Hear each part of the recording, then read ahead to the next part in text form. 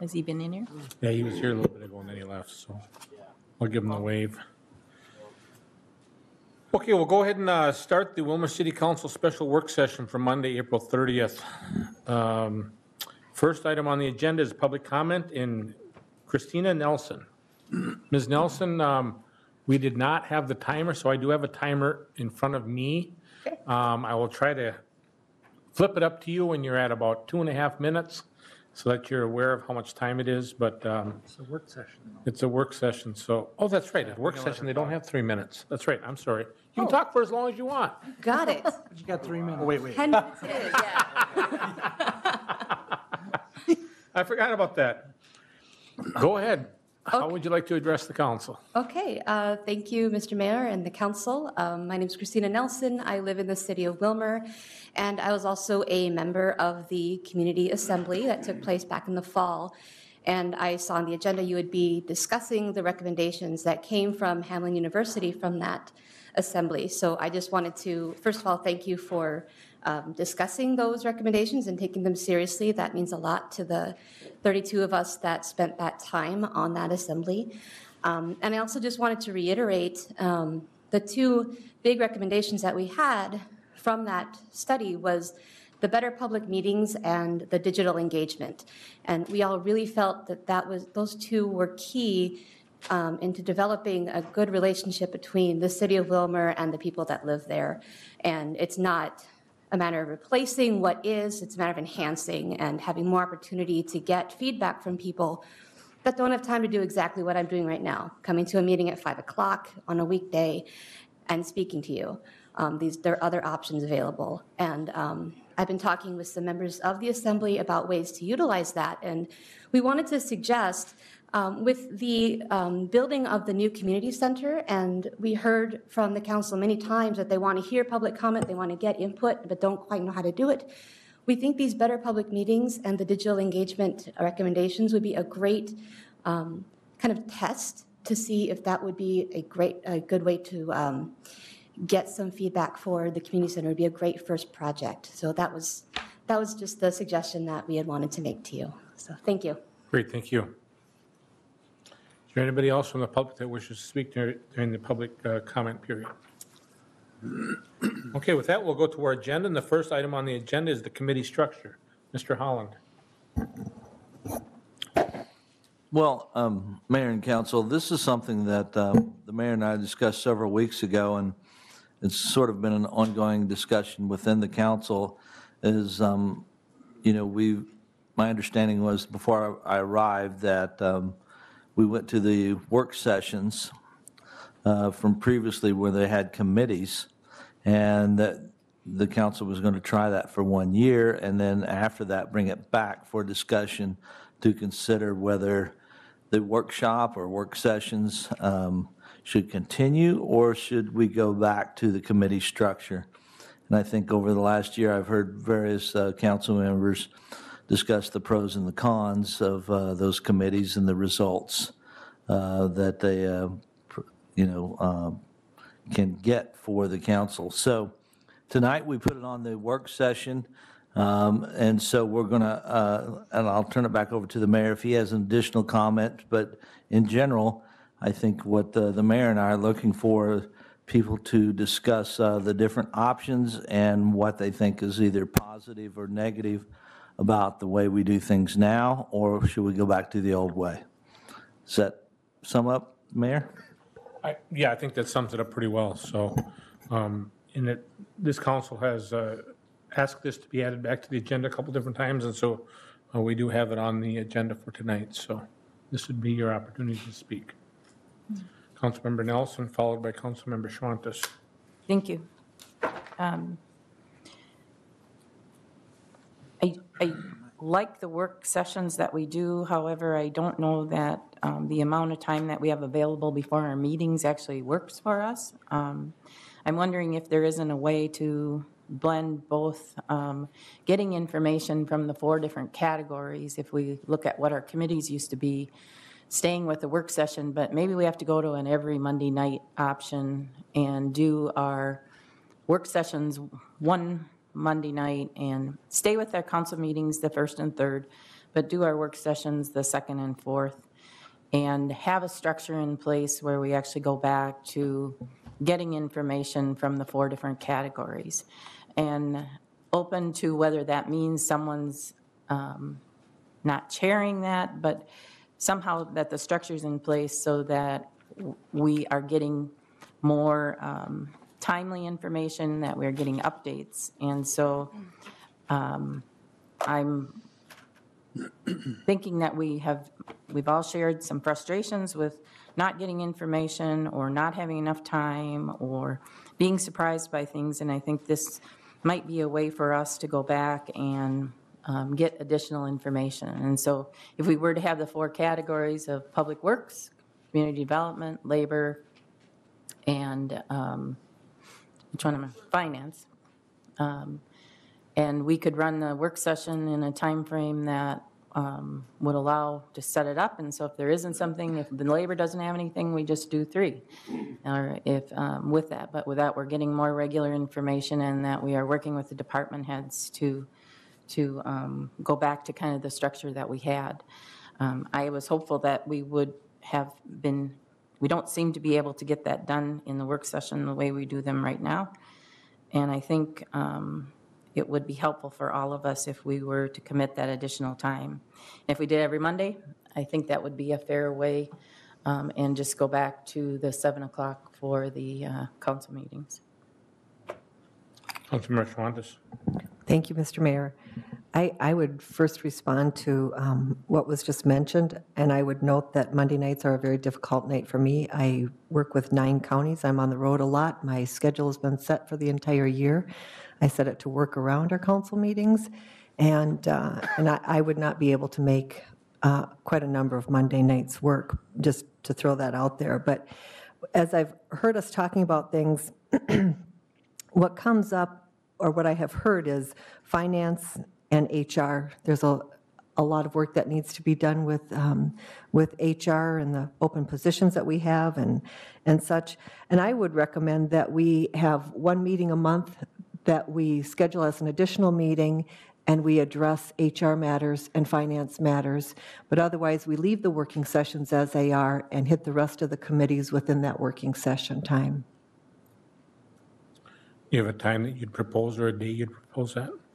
Well, Thursday would be best for me, but I think we'd have to, do a doodle poll and see what days of the week and weeks of the month work best for people. And then would you do it at 7 o'clock, as Councilmember Nelson No, suggested? I wasn't suggesting 7 o'clock. I was suggesting that we would go back to the 5 o'clock time frame for the work session with that. And, the concern I have with going back to other nights is we have a hard enough time getting people here for a meeting. But I do think that, this is city work. Being on the city council is a job. We need to find the time to commit to do to that. Yes, we have to work with all our schedules, but I am concerned that, we aren't putting enough time, getting enough time with some of the subjects with that. And I'm not, maybe we have to take a deeper look at everybody's schedules, because it's hard for everybody. But it would feel like we've got to do something different, I guess.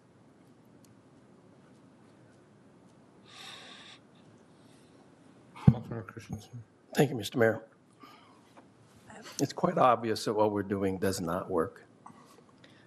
One of the beauties of the committee structure that we had, of which 3 members here have not been through that structure or acquainted with it, is that if one person can't make it, you call the person from the same person in your ward and say, hey, can you sit in for me? You only need 4 council people there. It worked rather well. We are supposed to be a strong council, weak mayor, form of charter, city charter government. The council is weak. There's nobody leading on the council. We aren't leading. We have the same chairman at every one of our meetings, which is fine. I mean, The mayor does a fine job at doing it, but it does not give any one of the council members a chance to lead. Take, for example, labor. When is the last labor meeting we had? And what did we give as instructions to our negotiator, the administrator, and the HR to bring to the various groups that they're dealing with? Does anybody remember what those instructions were? Does anybody know that we have a city policy that was voted on 4 years ago that at every negotiation session, there will be 2 members of the labor committee sitting on that? They've been negotiating without the council. They, meaning, I know Ike and whoever else. Our charter is just being put aside and sits on a shelf. We aren't following it. And to get the information we need, I say we go back to the committee structure, at least for 6 months, so that the 3 members that haven't been on that can get used to it and see what they think about it. I mean, it worked for ever since Wilmer's been a city. And I know there's 2 other members on here that agree with me.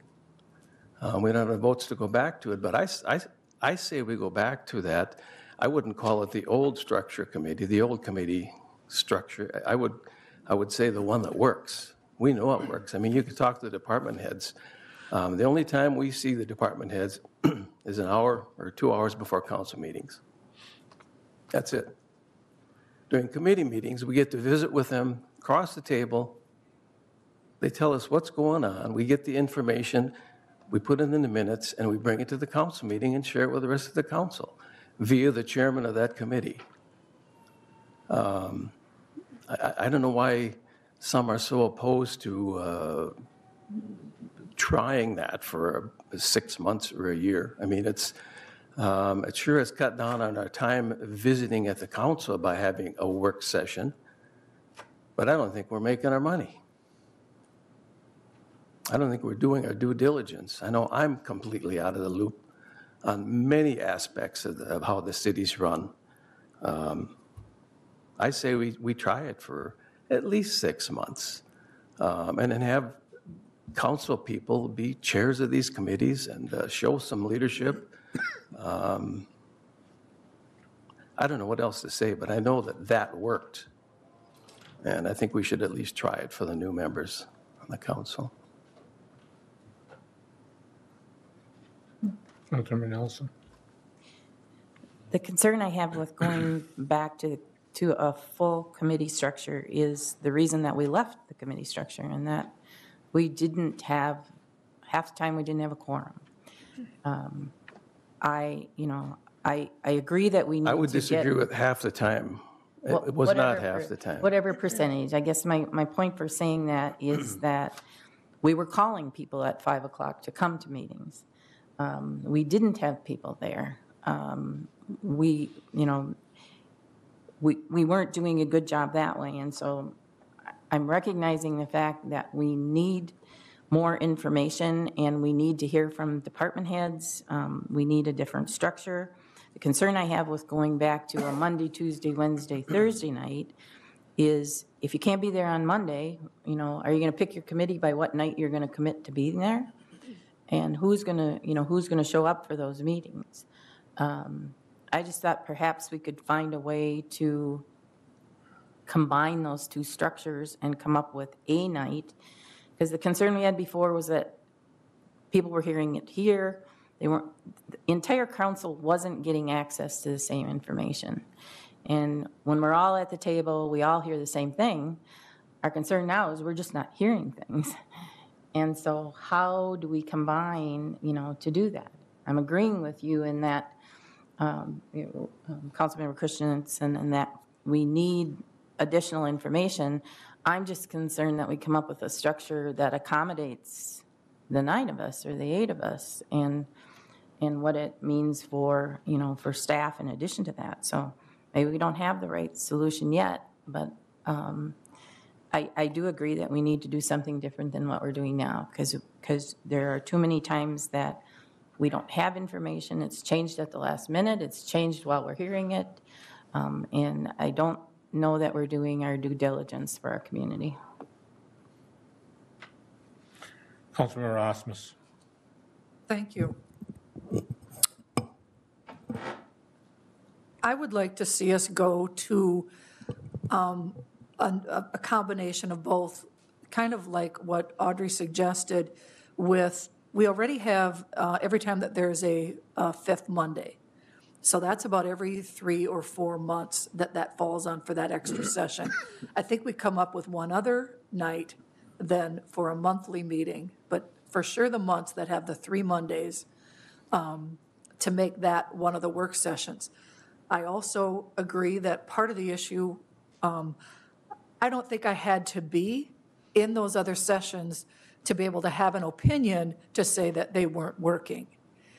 Maybe it's not half, but there was scrambling with people being at the committees and not having a quorum. That tells me that's not working. So it needed to get changed. I also like the idea of everybody being able to hear the information, all the conversation, all the information, and it isn't controlled by 1 or 2 people that led that meeting, and it becomes a power struggle. And I don't think that's fair to the citizens to have decisions made with that type of a forum. So I don't think you're hearing from everybody on the council then, and you're not hearing from all the diversity on the council. So I like the meetings, being able to have everybody present. If I look at the county commissioners, they don't get involved in the weeds, and if you want to call it micromanaging, of all the decisions that happen on the county level. At some point, you do depend on your department heads and people to make decisions. I do think that in some of those committee meetings, yes, you got a lot of information, but was it absolutely necessary to have all of that information? I think, yes, you spent a lot of time talking about things, but I think some of it was going into the weeds. And you can go back and forth with that and say, but as a council person, I'm representing the people, I need to know what's going on, but to what level? How deep do you have to go into the weeds to say what level of participation you should have as a council person? I would say that we go to the once a month, but I definitely am very strongly in favor of everybody being in on the conversations. Councilmember Christensen. Thank you, Mr. Mayor. Followed by Nelson. We need to squelch this didn't have a quorum at these committee meetings as fake news. That's fake news, folks. I can't remember 6 times in the last 4 years that we didn't have a quorum. In the last 4 years that we had committees. It was very seldom, and you can go back and look at the record, somebody can, but it was very seldom that we did not have a quorum. So that's fake news. I know that it worked. Sean knows that it worked. Rick knows that the committee structure worked, and I think Audrey does. The 3 of you that have not partaken in the committee structure, I don't know how you can judge it being new on the council for just a couple of years. I don't know how you can say, well, it didn't work because of there wasn't a quorum. Well, that's fake news. We had people there, and if you couldn't attend the meeting, I would call Julie, who would be the other council person from my ward, and say, can you sit on whatever the committee might be? And it worked. I'm not sure what happened. It was probably the year prior to the 3 new council people that we had struggles, and it might have been because 3 of them were not going to be up for election. So that might have been some of the excuse, I guess I could say, that we didn't have a quorum, but it was not, well, I can't remember it 5, 6 times in the 4 years prior to the new council that we didn't have a quorum. I know that it works, and as far as input from the public, it was the best place to have input from the public. We had people coming to our committee meetings, all 4 of them. People were free to call and say, I'd like to get on the agenda. How many have we had at the whole last year at our work sessions? How many people from the public have been up here? I see 1 tonight. Yeah, and you didn't speak. But it's a lot more cordial. We have it at City Hall. You sit around a small table. People can speak freely. They don't have to get up in front of a microphone and wonder, am I going to say the right thing? I mean, we know that it worked, and I don't get why we don't go back and at least have you participate in it for a matter of months. It worked well. We got the information we need. Sometimes we get too much information. Sure we did, but we still do here at these work sessions. If you look at the number of pages we have in front of us, I just think we need to at least try it for the new council people here. So you can get a taste of it and you can get the feel for more public input. And that's what we're lacking here. And I think that this young lady that spoke earlier, I think she would allude to that too, that we need more public attending and speaking to us through these council meetings. We used to have COP meetings in each ward, and that disappeared. And you know, we maybe had, I know in Ward 2, we would always have, there was always the 6 people came all the time, and sometimes there'd be 2 or 3, 4 more, depending on the issues at hand. And that was another way of talking and speaking to the public in a quaint little area where they could say whatever they wanted to. They weren't recorded, those meetings weren't, but they could come, and we had a policeman at each one of those meetings. And people always had concerns about safety and is there a drug problem, and they could speak freely at those COP meetings. And I'm telling you, things worked a lot better back then, folks. Things worked a lot better.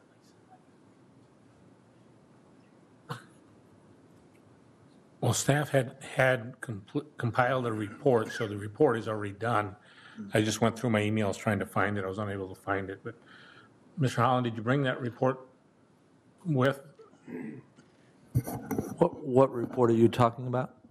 Ms. Summers had put a report together that, was it Judy that put it together? I put it together, but we don't have it with us, no, ma'am. Okay. Ms. Summers put a report together that said how many times we had people at meetings and how many times we had to call people and all that stuff. So that report's been done. So it's not fake news, it's true. But we can have that available for us for the next meeting so we can actually see the statistics, because, you know, it's easy to say things are fake news. It's kind of the buzzword nowadays, but I'd like to keep us a conversation around the committee structure.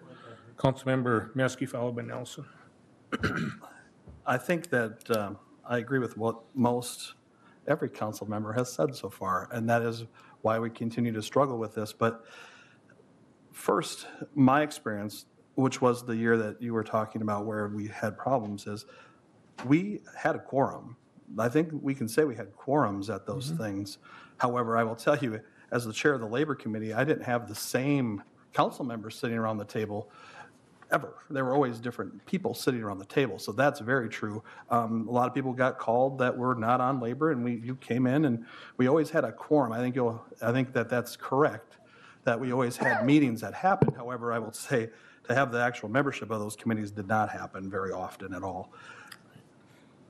As I'm listening, we all acknowledge the problem is, of course, we need additional information, and I also understand everybody hearing everything at the same time. Having a hybrid of these two systems is probably the only way that that's going to go. And I will say that for the working session, what I have found very nice is conversations like we're having right now. This is what it's for. And when we talk about the Hamlin topics in a little bit, that's what these meetings are for. The traditional stuff we got out of committee has really been set aside. And I think, if we talk about the strong council weak mayor system, it's not necessarily how the committees were put together, in my opinion, it's more of the chairmanship of those committees.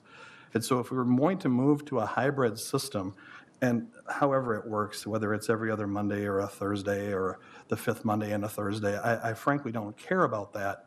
But I think you need to have a council member as a point person for these different topical areas, whether public works, community development, finance, and labor. And so that person is working with those department chairs to put together that piece of the working meeting. And I think that dialogue would help flush those things out.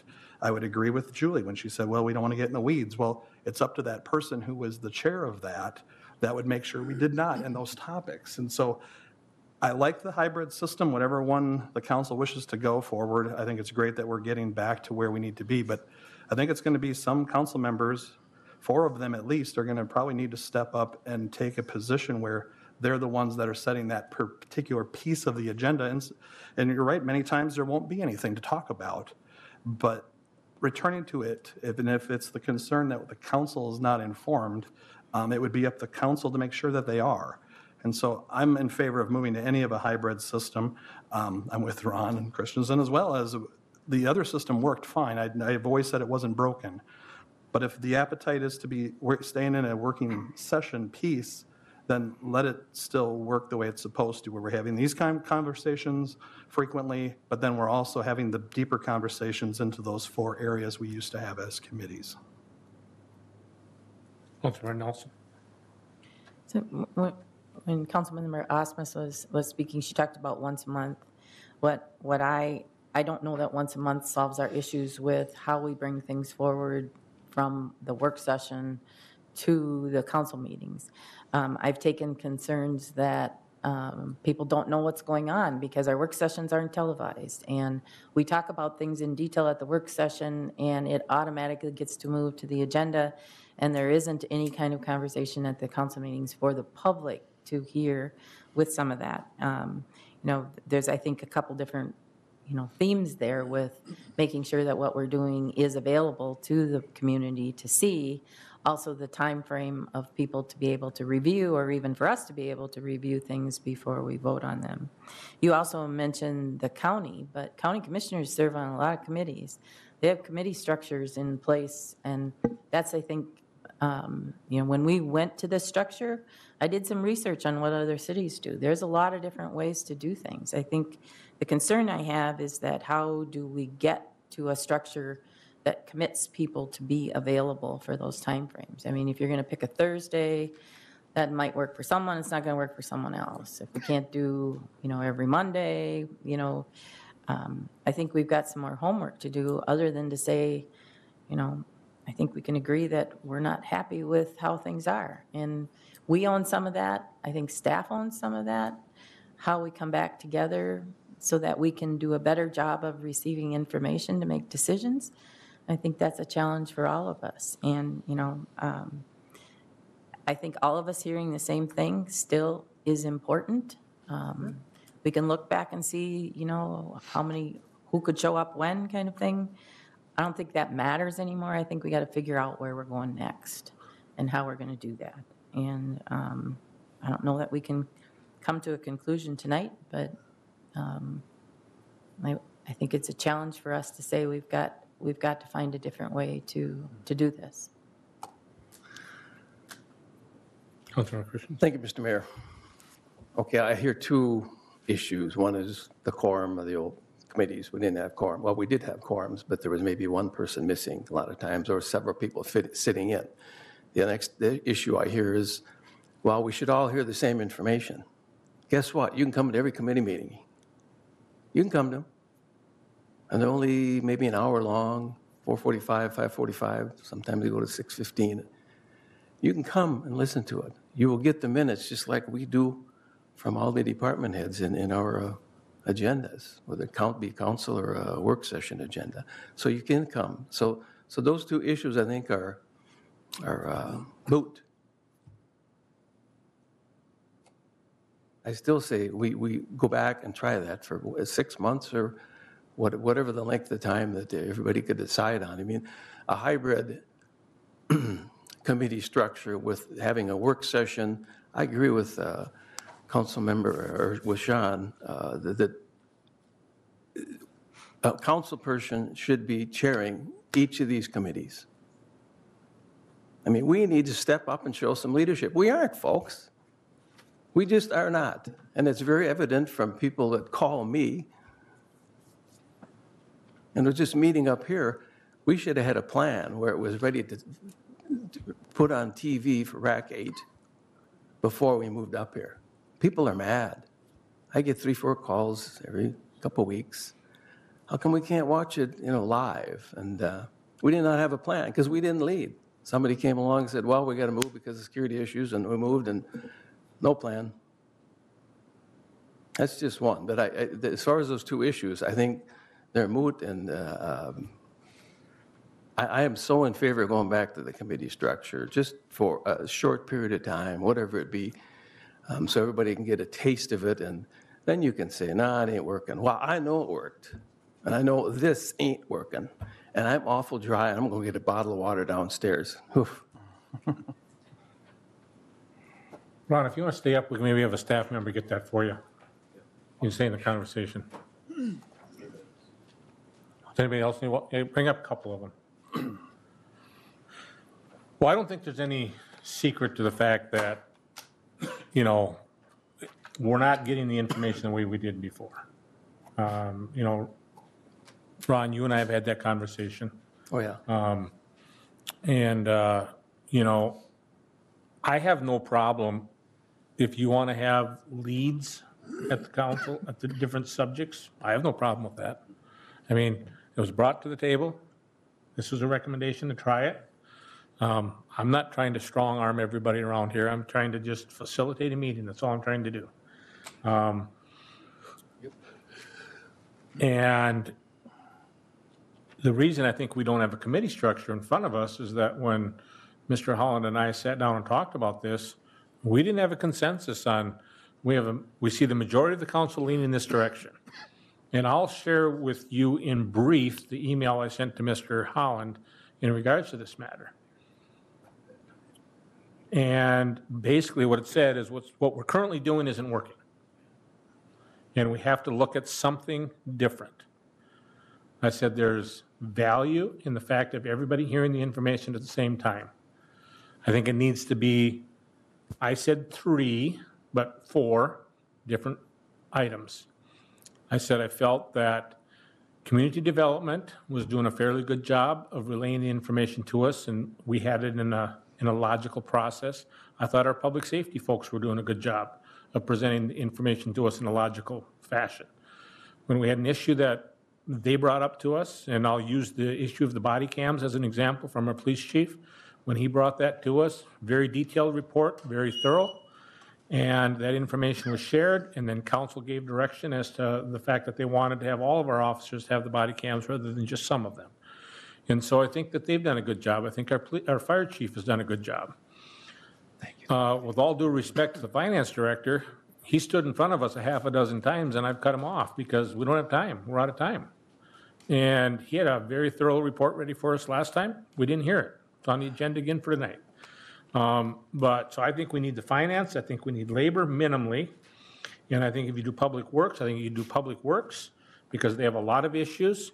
And I think that the safety issue could just come along. What I said is that I felt the meeting should be held at 7 o'clock at night so that everybody would be able to adjust their work schedule to be there. And that I felt that all staff members should be in attendance at those so that if there was a question that came up, it could be answered. So that was what I sent to him. So I've acknowledged the fact that, you know, we need to do something different than what we're doing. So that's basically what I sent, and I think that synopsised it pretty well, didn't it, Mr. Holland? That is correct. Okay. I tried to find my email I sent you and I couldn't find it, so I think I hit pretty I much. wasn't going to mention the other things that can't be mentioned on TV, so. Oh, that other piece you mean? Okay, yeah, we're not going to talk about that, so anyways. So I guess, council, you need to provide some direction to staff so that staff knows what to bring back to you. I'm hearing 3 different things basically being talked about. I'm hearing a hybrid, I'm hearing public works and safety, finance, labor, and community development, and I'm hearing finance and labor as a standalone that would be held on a separate night. So that's kind of what I'm hearing. Is that a pretty good synopsis, Councilmember Nelson? Maybe we need to get some consensus from council members when they can attend meetings. I'm not opposed to 7 o'clock versus 5 o'clock, but are we going to do that all on one night? We're going to break it out, so then are we going, what structure are we going back to? What nights of the week will work? You know, with that. So I think there's more questions here. You know, I don't know if we have a consensus that we need to change or not. I'm hearing from lots of different people. I think we're in agreement that we're not comfortable with how we're operating, so we need to do something different. But is there a way for us to do some sort of survey on nights or timeframes or something when people will attend? Well, I think part of what you have, this is just my opinion again, but I think part of what you have is that, one of your comments, Councilmember Nelson, is that, well, we don't want people to pick their committee by the time they're available. Well, that was happening before. You had council members that, well, I'm out of town for work on this night, so I can't do this. I mean, it's no different. I mean, if we go to the 4 separate nights again, that's the way it's going to be. I mean, people are going to have, conflicts. Councilmember Christensen, I think at one time you had problems with church, and so you wanted to stay away from the Wednesdays because I think you were teaching church class, if I remember They correctly. moved it to Monday night, now church is Monday night. Exactly. That's how it goes. But, I think that, I don't think, well, I guess I shouldn't speak for the council. If you're going to go back to the structure that there was before, you're going to have 4 council members on 2 committees. So you serve on 2 committees and you have 4 council members on each committee. That's what you did before. So, if that's the direction that you want to go back to, we certainly can do that. So Councilmember Schwantes followed by Christensen. Thank you, Mr. Mayor. The reason people attend, in my opinion, the reason people attended all of the committee meetings, and people did go and sit in and listen to the committee meetings even though they were not on the committee, is because there was a lack of trust. I think that we have come a long way in having trust between people at the table, and I think that's an important thing to consider. I also think that to say that this is broken is not completely accurate. You look at what we have all accomplished. We've done good work, and to say that it's broken makes it sound like we've not been moving forward. We've got a vision, we've got a plan, and we're moving forward with things. So I want to be careful how that appears. And the third thing I'm going to ask is, so do we go back to reading minutes if everyone is not at those meetings? I think reading minutes is a waste of time. And I think that would be a sad thing, that we move from having active discussion where everyone is involved to going back to reading minutes. Councilmember Christensen. Thank you, Mr. Mayor. Just from an elected person's point of view, we don't do committees at certain times to accommodate us, okay? You were elected. You're elected. It doesn't matter when that committee meeting is. You are responsible to be there if you're elected. If we're going to sit and choose what time we're going to meet or what night, because I'm gone this night, Kathy's gone another night, that's wrong. You just set the dates and you meet. That's what we did with the committee structure. It was Monday, Tuesday, Wednesday, Thursday. And labor did not meet that often. So a lot of guys wanted to be on labor and a lot of gals. You only met a lot when we were negotiating contracts. And hopefully we can do 3-year contracts, so it's only done every 3 years. But we need, our time is supposed to be dedicated to the people that elected us, the taxpayers out there. So my time will be accommodated to whatever schedule it is for meeting. It has been for 20-some years, and I'll continue to do that. So let's make sure we got that straight. We're supposed to be dedicated to the time that we meet. Well, I think there's different times being proposed. I don't think there's anybody saying that if you go back to committee structures, I will not attend. There was an event in Wilmer this past weekend. I was in Burnsville. I drove back for a half-hour meeting, went back to Burnsville as soon as the meeting was over. I'd spent 5 hours on the road for a half-hour meeting. Now, you can say that's committed or you can say it's not committed, and if I don't show up at a council meeting, does that mean I'm not committed to serving the community? I think I'm committed to serving the community. I think everybody sitting at this table is committed to serving the community.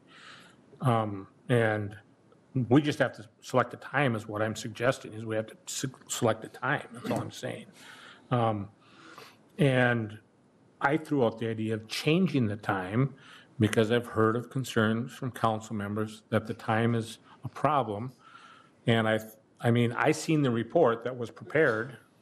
I was able to view that. I know the statistics. I was going to try to recite them, and I'd probably get half of them wrong, so I'm not going to try. But at the end of the day, I mean, there were a lot of times those meetings would start late because you were calling people to get people to show up. And, I mean, we have the report. Let's look at the report. We'll know what it is. But the fact of the matter is what I was thinking is if we moved the time to a different time, maybe more people would be there. That's the only thing I was saying. Council, this is your decision. And you need to decide what you want to do. But you got to provide direction to the administrator and to staff so that staff knows what has to be, you know. He doesn't have a recommendation because you're all over the board. And this is what discussion is for. This is good public process. So I'm not criticizing what we're doing here. What I'm doing is saying we need to, you know, come to the table so that with something that we can recommend. And then we either vote it up or we vote it down. And when a decision is made by the board, the rest of the group follows. Mr. Mayor, this is good discussion. It really is. I appreciate everybody's point of view. I'm just very dedicated and want to make sure Wilmer's going in the right direction. That's all. I mean, and we all have our opinions, and I'll abide by whatever opinion the council comes up, but we can't vote at this meeting, but No. we should have something to bring up to next week's council meeting, or maybe have a short discussion and then somebody make a motion and somebody second it and then move on from there. But we do need to move on, and this is very good discussion. Councilmember Alvarado. I agree with what everybody's saying. I like what Julie had to say about everybody hearing it all at once. I like what Kathy has to say, that we hear it. People were going to the committee meetings to get the facts for themselves. If you have a filter, you're not getting what you need to hear. So by being open in the public, I think that's a good thing. Councilor Muskie had a good idea about making it a hybrid. I think that's wonderful. I was going to ask Sean, you know, what's your thoughts on how it was with the committee when you had people popping in and popping out? Did you think it was efficient? I don't know. You know, you can answer that in a second. But I like the idea of being an open forum and encouraging the public to come and speak and share. Not one of us, I don't think I've seen anybody bite anybody. So they should feel comfortable in showing up and that sort of thing. So, but if you wouldn't mind addressing my question, Sean. Sure, what I say, I think it's an interesting thing. We have an opportunity when we get to the Hamlin topics, is one of them is better public meetings, and one of those on there is a better engaged environment, and it talks about how you build that up. And I think if you had, and I'll get back to the point again, of those point people would be much more comfortable bringing that to one of their council members than a department head. They might not even know who they are. They're very capable people, but they might not approach those folks where they will approach you. I would say that, again, whatever system you use, if we bring back in a point person on council for those things, I think it would be very, very helpful and would actually start to engage more folks. Because I don't know if the time is as critical. I know I would agree with some of the comments Councilmember Christensen just said about it's not about when we can meet necessarily, it's about when the public wants to meet. But if you start doing some of this digital engagement pieces too, that would work itself out as well. It's those contact people, to get to your question, that I think helped that. If you were new to a labor committee and you were asked to come to the labor committee, it was usually the chair that would help bring you up to speed on some of those pieces and may even send you, they have enough head time, they would send you some stuff and say, here's what we talked about in the last meeting. Since you're coming, you might want to be caught up. That didn't always happen. A lot of times you got called a half hour or 5 minutes before the meeting started. That luxury didn't happen. But I think those people that were the point people were fairly informed. I would agree, however, with what Council Member Swanta said as well, is coming and just rereading the minutes is not the information that anybody wanted either. I would agree that that was a monumental waste of time to reread those things because people can read those. So that's why I say if there's not an appetite, because there is value of having the current working structure meetings for certain topics, and they've worked very well. And I would absolutely echo what Councilmember Schwantes has said. We have done some great things. However, it is at perhaps the disadvantage of some of these other things we used to do that I think we can incorporate them both. If the appetite is not to return to a committee structure, I think we can have the best of both worlds. It's just a matter of setting that time and adding perhaps some of these recommendations that are on the agenda a little later. Councilmember Fairclough. Thank you, Mr. Mayor.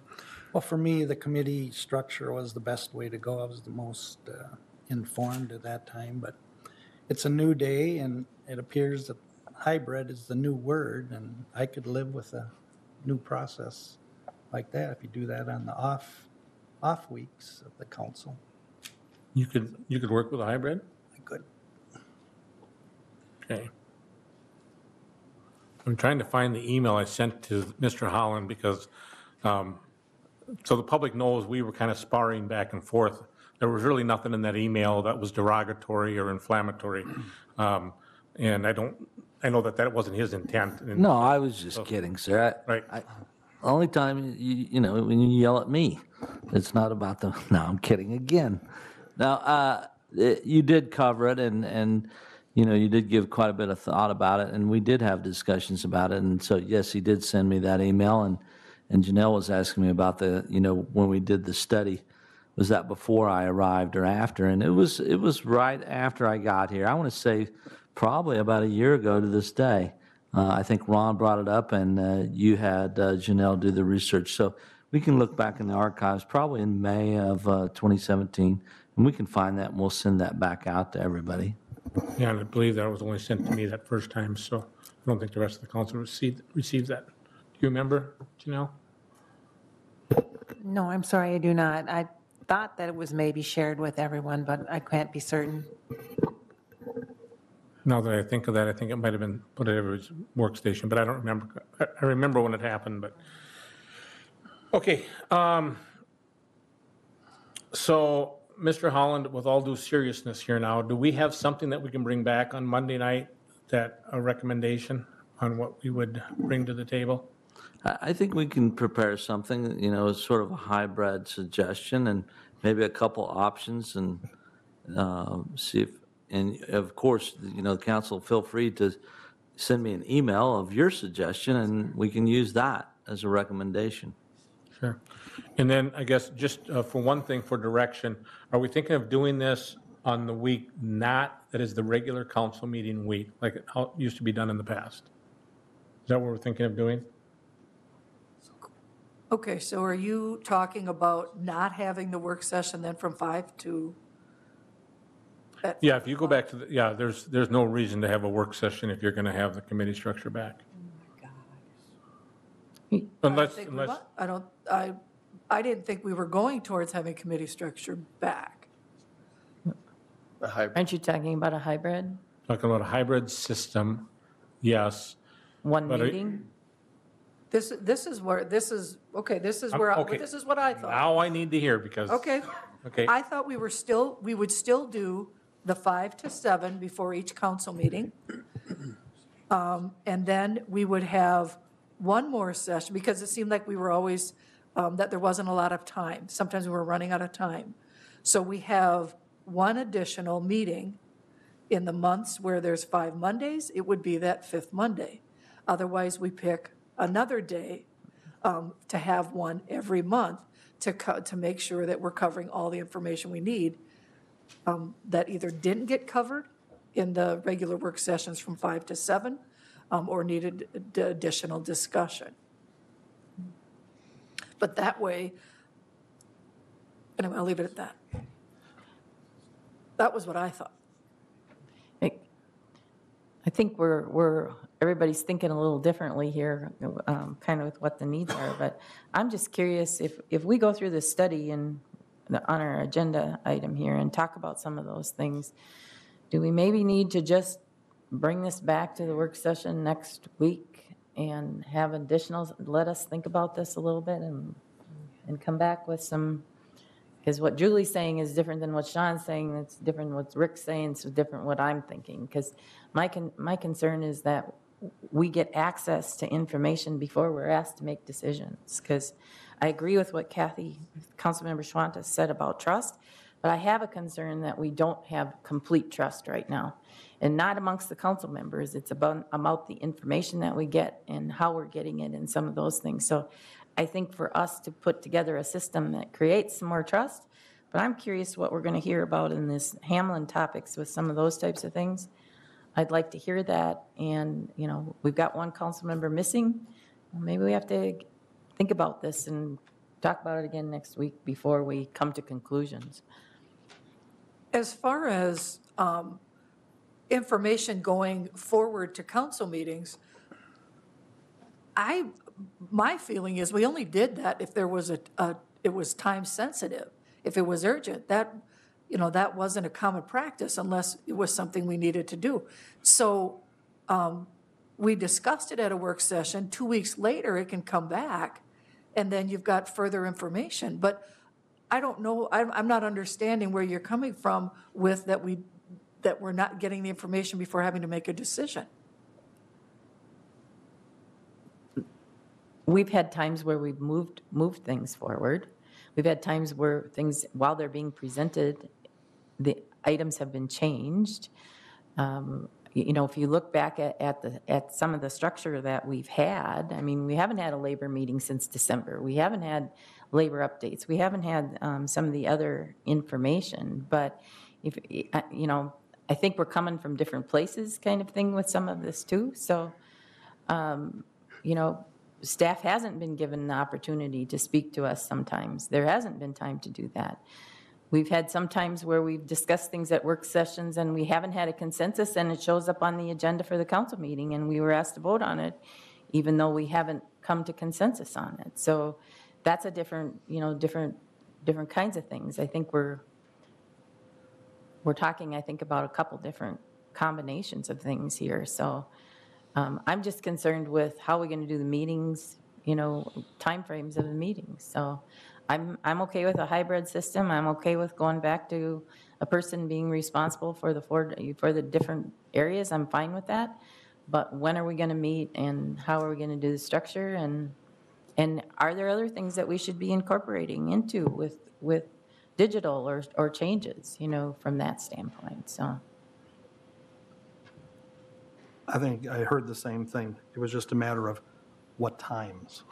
I think we're still talking about when you have the extra meetings. That is obviously, we don't have consensus on that. But I think I'm hearing that there needs to be a return to an organized way of receiving information from those 4 different pieces, and still operating with this spirit of a working session where you can talk about this kind of topic at any time, unless I'm missing something. And then I threw in the piece about having council folks involved, and I guess I don't know if everybody is on board with that, but to me, I don't think that's that far off. I'm just hearing whether or not it is every other Monday before, or if it's one Thursday and every 5th Monday. I'm just hearing time differentials, but maybe I'm wrong.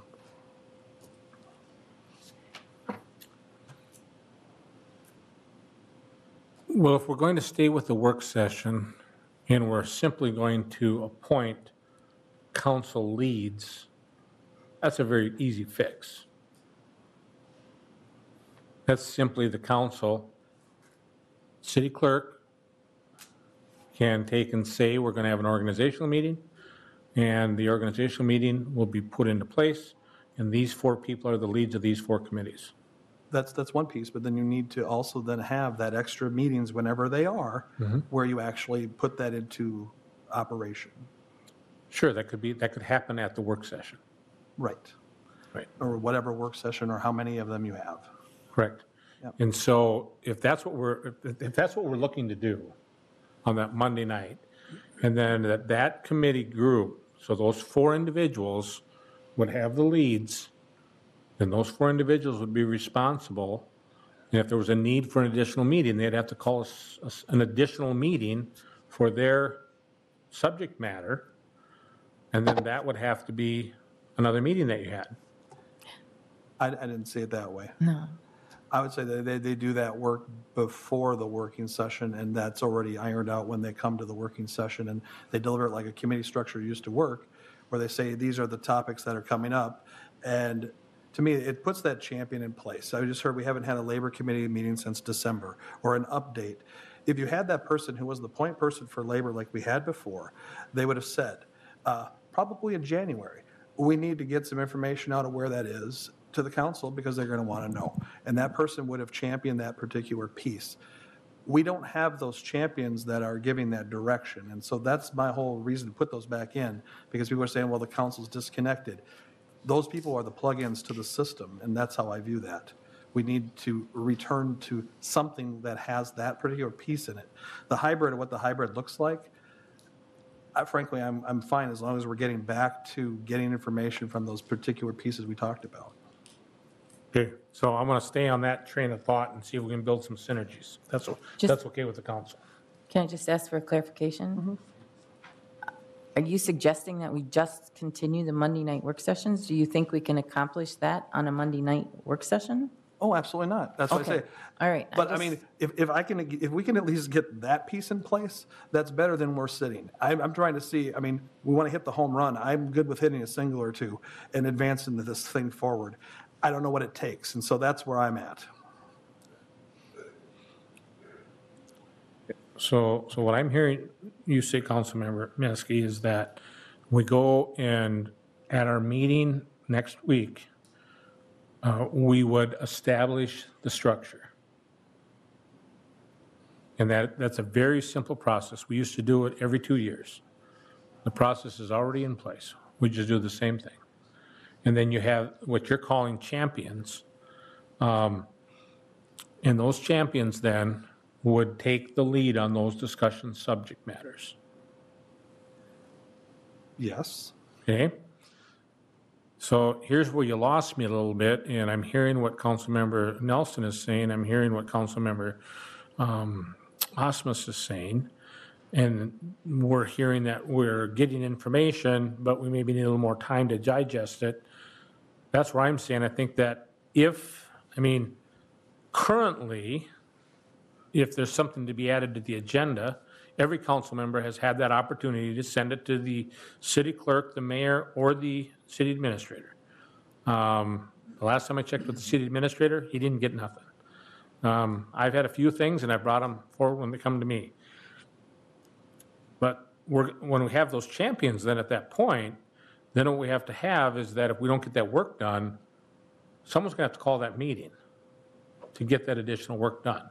I'm not convinced, tonight, we're going to have an opportunity to speak as long as we want about this, but I'm not convinced that if this were a subject matter for a work session, we wouldn't get through it. Because right now we're at an hour, and we have an hour and 40 minutes on the work sessions. And we have 5 other items on our agenda. So what I'm trying to do is kind of trying to solve the problem so we don't just nibble on it. So I want to empower the council to say if you got an issue that needs to be brought forward, you need a special meeting, rather than to just say, well, the mayor didn't put it on the agenda or the city administrator didn't put it on the agenda. We have a committee structure in place, or a subject, I shouldn't call it a committee, a subject champion. And that subject champion can move that item forward. I would say all of that sounds like it's what I was saying. However, I would say that I think what the council's saying is that there needs to be a scheduled additional working session time in those off weeks, or whenever they will be. But I think you got the basic premise of how I imagined the champions to work. Can we just say chair? Yes. Yep. The chair of each one of the 4 committees. Councilmember Nelson. We need a regular schedule because the meeting that we're going to have with utilities, I think, is on version 5 now. I think we need to have something scheduled regularly and to come up with a time. And if we don't have something to discuss, then we cancel the meeting, just like we used to do with the other ones. But I can't imagine that with, if we're doing a hybrid, that there won't be things that don't need to be, and I think the community is asking for us to do that too, to have access to the information, so. Mayor, if I could, chime in, I think Councilmember Nelson, gave a good example. A lot of councils around the country, they have 2 regular meetings a month, and then they have 2 regular work sessions. And they meet every Monday, and I've worked in that situation. Or they have just the work sessions like we've been doing before the regular council meetings. But it makes for a long meeting. You show up at 5 and go home at 10 or 11, and sometimes it's not so productive. The only thing I caution against is I've also had where you have the committees, and in fact, in Chillicothe, we had a finance committee, we had a labor committee, and then, of course, all the other ones, the golf board and all these other airport and so forth. My council really got burnt out. Because, one council member, he's on, he or she is on the airport board, and then they're on the labor board, and then they attend the finance meeting, and then they attend the 2 things. It gets to be about 10 meetings a month. And so there was kind of a burnout with some of the members, and then other members were not part of the committees. And so there was some little infighting there as far as the quality of work being produced. I like having work sessions before meetings because, especially from just a staff perspective, because we do have some last minute things that come up, and we have things from the community that come up, and they want solutions then. And so I like that aspect of it. I also like having the 5th Monday available for work sessions as we're doing tonight. And I think everybody can put that on their calendar. But I don't know if having, 2 work sessions or more and committees is the right solution, I guess. And that's sort of what I'm hearing is the hybrid solution is more meetings. And I don't think that's the solution. Mayor? That's not. Well, 2 meetings ago, Ike called me and he said, Marv, I've got one thing on the agenda. So we filled in with a bunch of extra things. And so I would encourage the council, if you have something that you want to talk about, that you get it to our administrator. I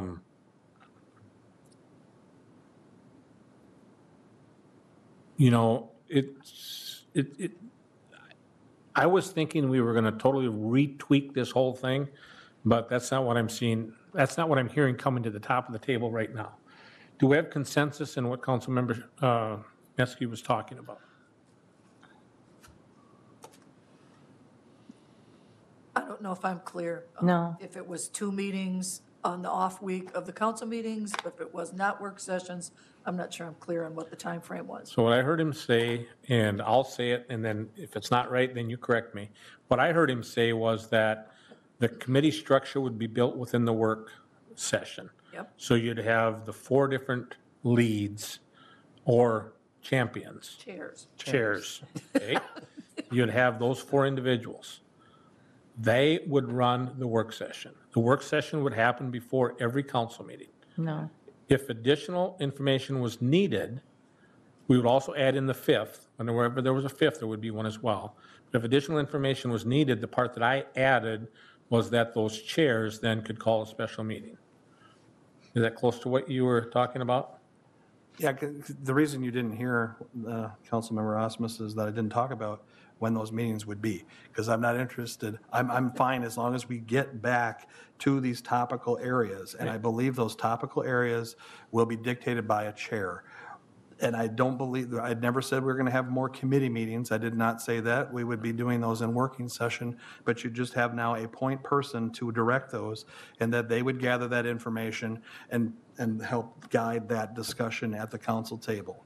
keep us out of the weeds, get us the right topics, keep us informed on those pieces. How many meetings that takes and when those meetings, I had made no suggestion about that whatsoever.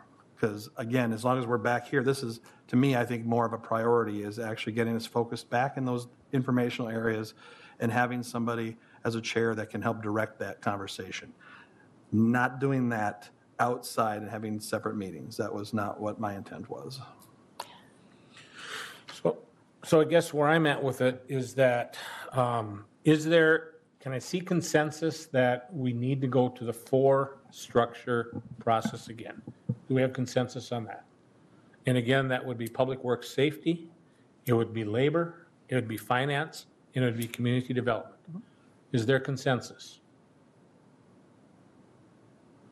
Okay, I don't see any opposition to that.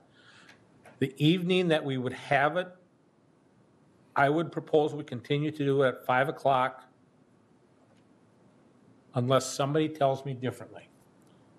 Councilmember Nelson. I don't think there's any way we can accomplish that on the same night We as our have to council try. meeting. No, we don't have to. We can try a different night. I mean, we're here, we aren't getting it done now. I mean, we can try, but I don't see that that's going to work. I think we need a separate night. Okay. So how do you see it that it's been working so far? I know at the beginning, we just kind of started out with any kind of a topic, and then we tried to have it more specific. And so we got into a schedule. For this work session, we're going to address public works, public safety, and finance. The next week, so we kind of already had that, correct? We did, but it wasn't as structured as what we're Yes. talking about now. Okay, but now basically, we just have a different facilitator. We'd have a council person chair that then would facilitate that instead of the mayor or the city administrator being the facilitator. Okay? That's the way I'm hearing it. The only thing that, you can say that you don't care about the time or the whenever it happens, but I think part of the issue with the 5 to 7 work session is we do get into time restraints. And so like on an evening like tonight, when we're open-ended, you can have a full discussion about each one of these, or 2 of them if it's broken in half, if we do one and then the other, so that there isn't that sense of we can't hear the finance report because we ran out of time. Then there would be time if we had it in a different area other than the 5 to 7. Obviously, I feel like the 5 to 7 does work before the council meeting because everybody already had that Monday night off their schedules and had this time committed to be able to do council business.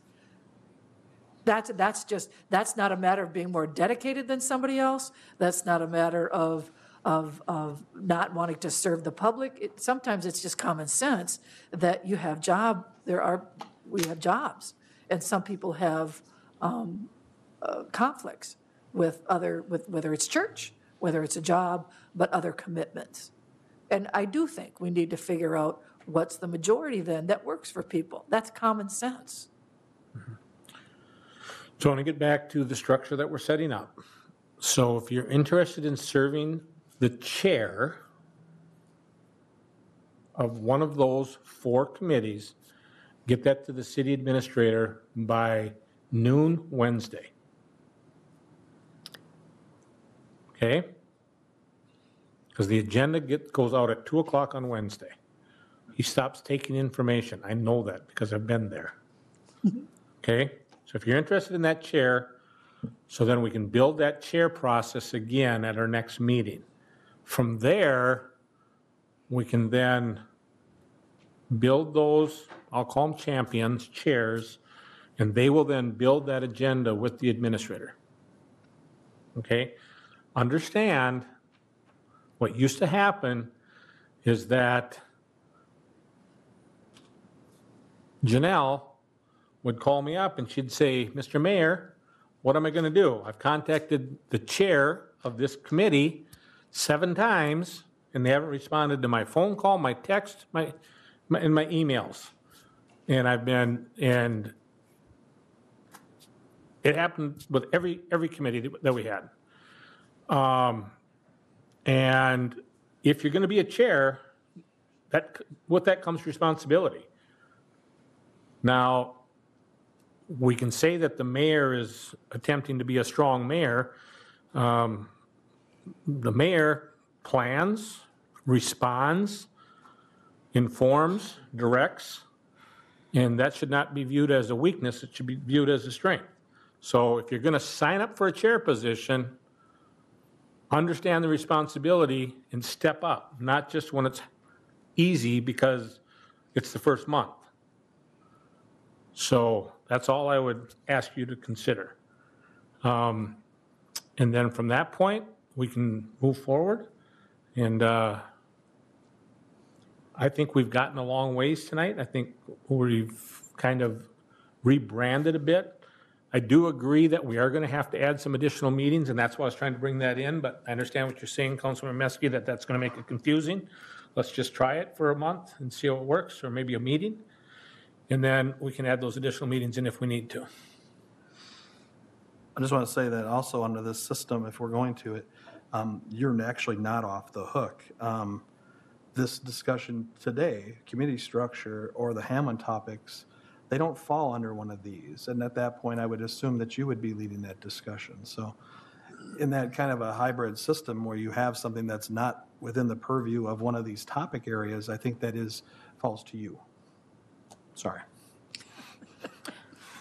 I'm not sure that I agree with what you're saying, but I'm sure the administrator will be able to find a place where it will fit. Are we ready to move to the next item?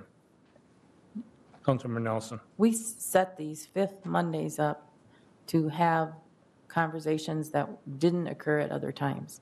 I am really concerned that we're only, as you used the baseball game, so we're going to first base, but how long are we going to stay on first base before we get something else done? So I'd still like for us to do some sort of survey with when we can meet, because to pick finance is going to do Thursday, and we need labor on, I'm not quite sure what we've accomplished other than putting some structure back to and saying we wanted more information and more time, but we haven't found the time.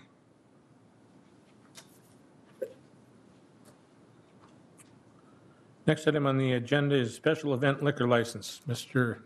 Scott, our city attorney. Thank you, Mayor, members of the council. Under your existing code, there's a requirement before any liquor license can be issued for an event to be held at the Civic Center Arena that as the ordinance puts it, the Park and Recreation Board must first approve the individual or entity renting the arena as well as the liquor sales vendor. The Community Ed and Rec Board has been fulfilling that function. In addition, for any licenses to be issued for events held on any other city-owned property, not just at the Civic Center Arena, the practice has been that the CER board would consider those lessees and event sponsors before the license could be granted. Recently, the CER board has expressed a desire not to continue fulfilling that function. I think you may remember that probably came to a head most recently this winter when they had to meet for a special meeting to consider the license for the curling Bonspiel. So it was recommended that we tackle this in two steps. The first step would be an ordinance that would simply remove the requirement in your existing ordinance that the Park and Rec Board consider any liquor licenses for events to be held in the Civic Center Arena. And you have such an ordinance included in your packet. It's a simple, straightforward change. Removes two references. The second step would be that the council consider whether you need to take formal action to stop having the CER board consider licenses for events at other city property. I think we've looked for where that requirement is located and we can't find it. It's not in city code. It's not in the charter. It's been a practice of the city. I'm not sure what the CER board would do if the city took no action. They may just simply stop fulfilling that function because it's not a legal requirement. The council certainly has the option to put its stamp of approval on that by passing a resolution stating that whatever the practice has been to date, we will not continue having the CER board review those licenses. Obviously, the city also has the council also has the option not to change the ordinance and not to embrace any of those changes and request that the CER board, in fact, continue reviewing those licenses. With that, the proposal would be, if you're agreeable to making the ordinance change, that you introduce it at your meeting next Monday, set a public hearing for May 21st. I'd be happy to answer any questions on that. Okay, now this is being brought to you as a concern, and we were told to look at areas within the city that we can streamline process. And so this is another area where we've looked and we've said, what is the actual functionality and what is the state statute that says we have to do with this? And so staff is recommending that the council consider a change in the process. Is there discussion? Councilmember Alvarado. Yeah, refresh my memory. What's the process of, like, when the Rotary wants to come in to get a license for the park? What do they go to the police department? You know, can you refresh my memory how that, does anybody know how that process works? I don't know how it works. If somebody wants to come and use a park, what's the process that they use? Is that your question? Yeah. Yeah. Is that? Yeah, I don't know. What? Without Park or what? Yeah, we have an application, and they fill that out basically, and make that request. Okay, and then do they get a check mark with each of the, like the police department and so on and so forth? And then each department checks off on it, yes. Okay, so there is reference people to go to and that sort of thing if something goes astray? Right. For example, if something goes astray with a Rotary, I don't believe that would happen, but there's somebody to go to and say, hey, what happened? Are you talking about a citizen saying something happened, or somebody? Anything. Yeah, I mean, if they serve, underage kids, for example, that's a police matter, and they would be cited in that manner.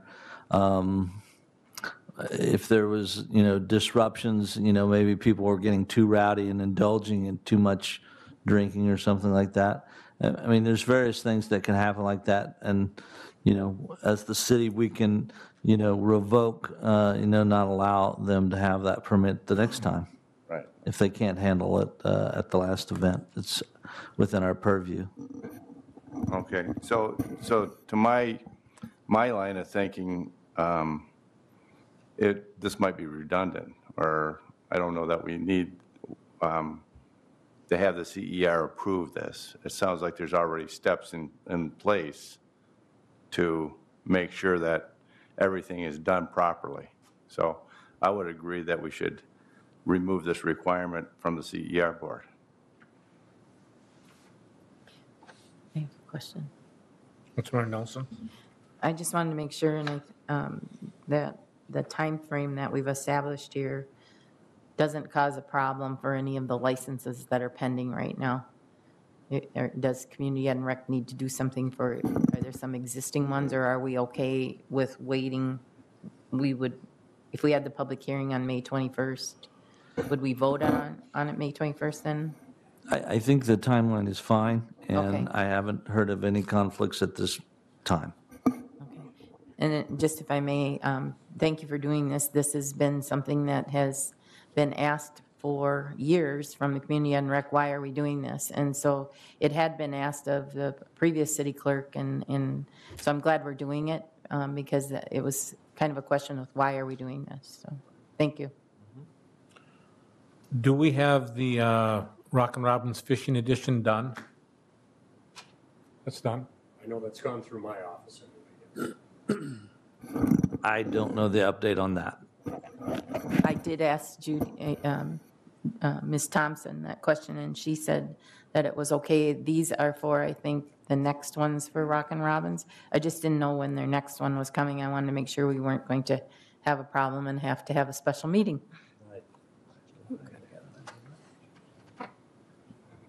Just for clarification, I don't know if this is what Councilmember Alvarado was referring to, but when there is a request for a permit, it does go to the different department heads that they have to sign off on. I don't think that was explained, so. I was asking what the procedure was, and I think our city administrator kind of explained that it went through the various departments, I guess. Okay. And they okayed it, and I figured if they approved it and vetted it, it just seems repetitive to make them go through one more hoop. Right, okay. Yeah. Thank you. There was also a request, and I don't know whether we've done that, if, to look at an annual, like some of these people who are the suppliers that provide, every time they ask for a permit, they have to provide the same information, whether they do 1 a year or 10 a year. And so that question had been asked of, was there a way to streamline that we could approve, let's just say the Oaks does some of these. If we could approve the Oaks for the year, their insurance is in place, all of the same, all of those things, versus them having to come in with the same paperwork for everyone.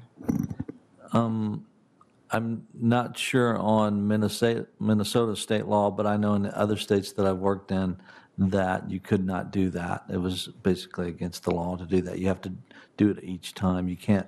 Well, they have to go out do a and- permit, but they're bringing in the same paperwork to us each time. Oh, you're saying keeping a database and. Right, so that putting they a don't have to they don't have to go to their insurance agent and get another copy of, because it's good, we've already done. No, that makes perfect sense, and I agree that can be annoying, especially in, this year that we're living in. And one of the things that we're working with our finance department is that we're looking at not only updating our finance software, but also our HR software.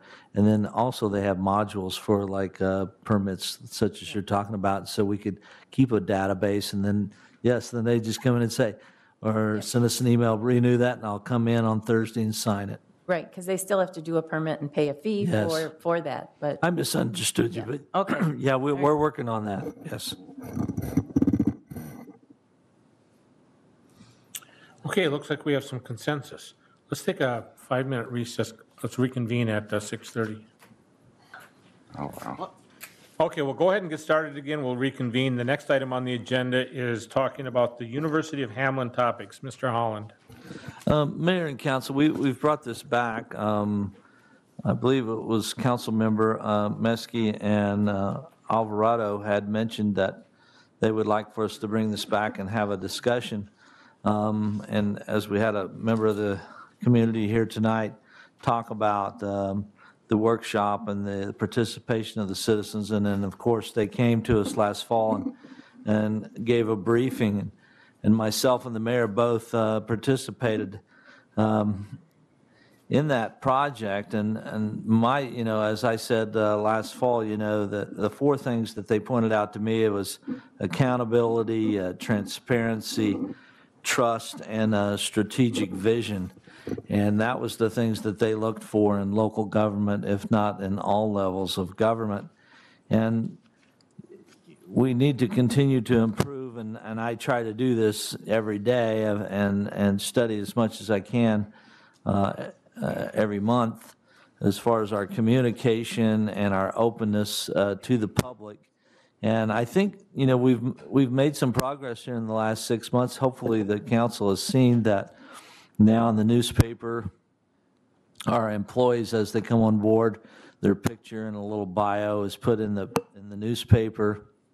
Also, over the last 6 months, we've produced about 6 videos about the different departments, and we've posted that on our website.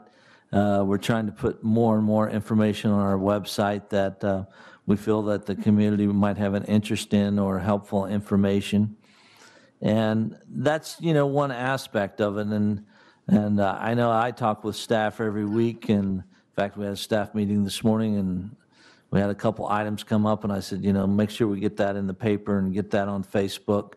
And, our departments are doing a better job. Also, just recently after meeting with the airport, we're going to introduce an airport Facebook page. They didn't have one of those before, and start to get some information out on the airport.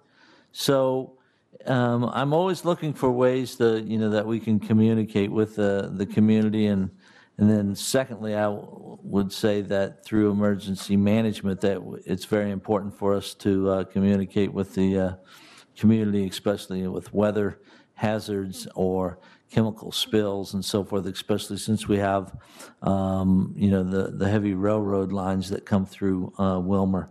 So we always have to be cognizant of that. But I think that, some of the council members wanted to discuss a few of the items that they heard that night and maybe present some ideas that the city staff can work on, or something perhaps that the council wants to initiate on their own. So with that, Mayor, I'll turn it back to you. Sure. I'd just like to add that Councilmember Schwantes and Councilmember Alvarado were also involved in their listening sessions and attended their meetings as well. So, Councilmember Osmus was there as well. So I apologize. I was not aware of that. So I apologize. Council, what are your ideas and what are your thoughts here? I know that there were 4 things that they looked at, and the 2 that they brought forward was better public meetings and then the digital engagement. Councilmember Alvarado, followed by Meske. One of the things I think that helps communication, and we're taught with our company, is when we answer the phone, they want us to have a smile on our voice. So when we engage the public, they're finding that, hey, we got a smile in our voice, we're friendly.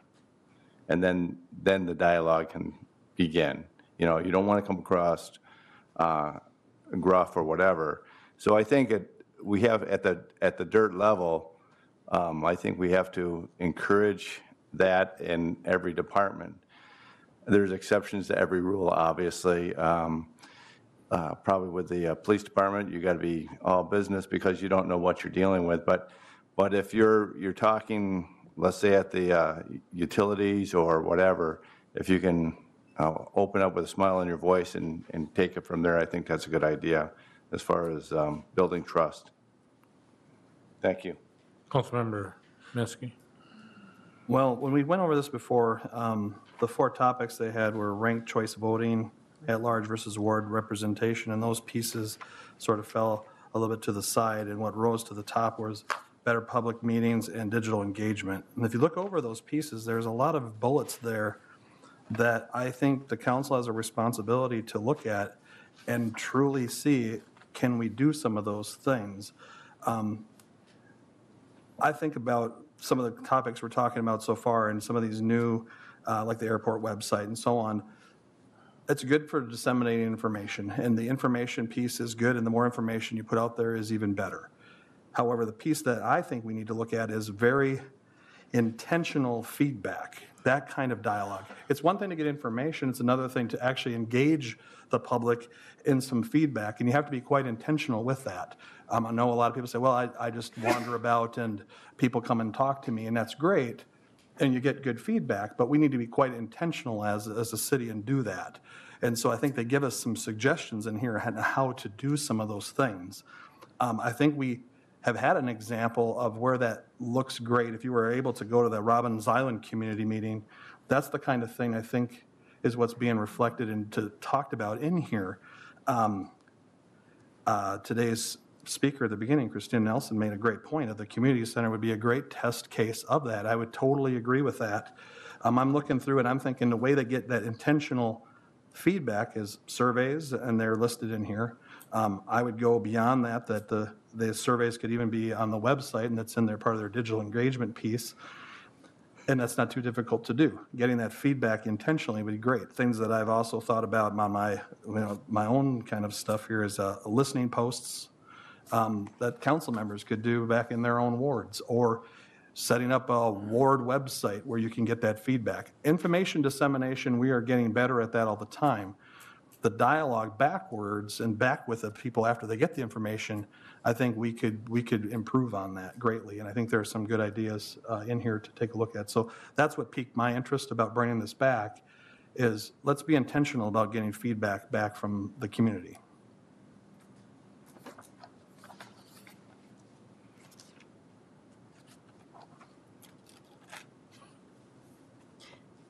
I know I get some emails that there is, and I can't remember the name of it right now, Civic something or other, that has, it's a software that you use where people can go to the city website and express concerns and, about streets and questions that they have, creating a dialogue back and forth is an easy way for them to find out. And I know we've done, some of those improvements, but I'm wondering if when you're talking about digital kinds of things, if there are some additional steps that we could look at to work with how we make City Hall and just online kinds of things that people don't have to come in, that they can ask questions or get to someone and get their question answered. But whether it be through emails or texting or some of those types of things. And I know that there are examples out there of other communities that have done more of the digital online kind of presence for some of those services. And I don't know the right way to take a look at that, but I do think it's something that we should be considering, that even from a staffing standpoint would be an easier way to come up with a resolution for some of the concerns that citizens have.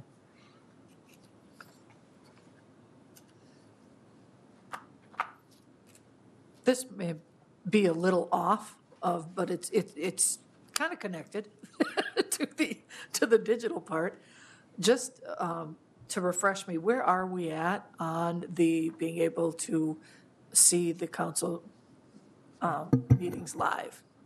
I just talked to Cody when we took the break, and he thinks that the equipment was ordered about a month ago, and we're told that it would be 90 days at least before they got the equipment, and then they'd have to install on top of that. So we're probably looking 80 days or more away. Okay. But that's just the mayor's guess. Because I do agree with what Mr. Christensen said. A lot of people really do like the time. And then were we thinking that we would also be doing the work sessions live at the same time? Or is there a reason that we were tape delaying those? Again, that would be up to the council. I know that it's been suggested that we do them live. When we were downtown, we had the ability to do them live. It's just that we had not chosen to do that. So that would be a council decision to just tell staff to get it done. Councilmember Miaski. All the time, I guess, and it was a little, I'm still confused. When you watch a council meeting live or whatever, I don't understand why that necessarily is different than watching it on delay if you don't have any feedback mechanisms in place while the meeting is occurring. I see some great value if we have live meetings and we had a system where someone can ask a question while we're having a meeting. It's strange to me to know that that's a major issue, is that whether or not I can watch it live or watch it on delay. And again, I just brought up that question. It would be nice to have somebody from the community tell me why it's important to watch it live. But I would love that feedback mechanism. I think that's an important piece that's missing from a live meeting. So I don't know what that takes, but that's something worth exploring as well, because it could definitely direct the conversation very quickly during a meeting. So something to think about. Yeah, there are councils that do that, where they have a staff member assigned, and they monitor a email page, and a question comes in, they email that question in, and then that question gets asked. Mm-hmm. In some of the meetings that I've been to, they've mentioned that they do that. The question that you've got when you do that then is, do you let that be a squirrel to chase? Versus, if staff doesn't have the answer to the question that's asked, it puts staff in a dim light. Sure. Well, I'm just thinking, even if it was, we have computer monitors. For those on home, you can't probably see this, but there's computer monitors here. If those questions were to come up even as prompts for the council people can direct that conversation too. So, I mean, there's a lot of ways I think you could use that feedback. And as I'm sitting here just thinking about it, it's kind of like, oh, some of these could be actually pretty valuable. And so hopefully we keep looking at those ways of making technology very useful. In certain ways, though, it's kind of the similar discussion we had to earlier about us all hearing the same thing in a time for the community to hear from different opinions and reasons why we headed down the road that we did. And so I think live gives them that experience, with that they can experience the thought process that went into it instead of reading the paper and wondering where did, with that. So maybe it's just a pattern that we've been in, that people's expectations. I've even had someone now say, why don't you play last week's council meeting or the previous council meeting at the same time, so that, because people still want to know what's going on. And, even with the work sessions too, that comment has been made too, that what we do at the work sessions becomes the lead into how we vote. And so for them, and if we move things from one to the other, why not have it available, from that standpoint. So that's, I think, a question, but the interactive part of it, I think does put the credibility, back to that we owe the public a right to information and how we make our decisions.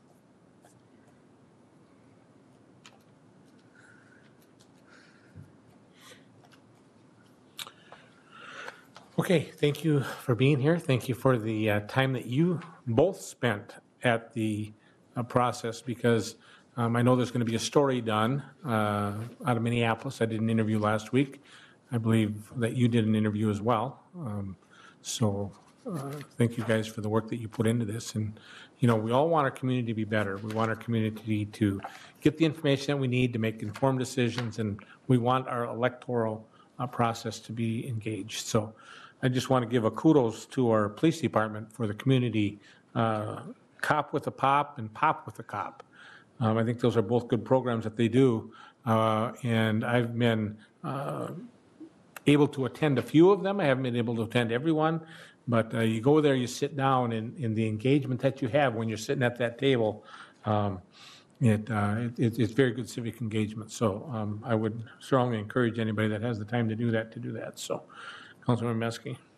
So I'm curious, are we at a point where we can start looking at implementation of some of these intentional feedback gathering mechanisms, or is it something we need to digest on and find the way to do that? Because we're talking about it, and it's great, but I guess I'd like to see that talk turn into some action at some point. And if it's something we don't wish to pursue, that's one thing. But if we wish to do it, is it something that we try to use as we approach a community center discussion, or something else? I guess I would like to see, are we on the same page of actually implementing some of this stuff, or are we thinking we put it on the back burner for now? Well, I certainly would.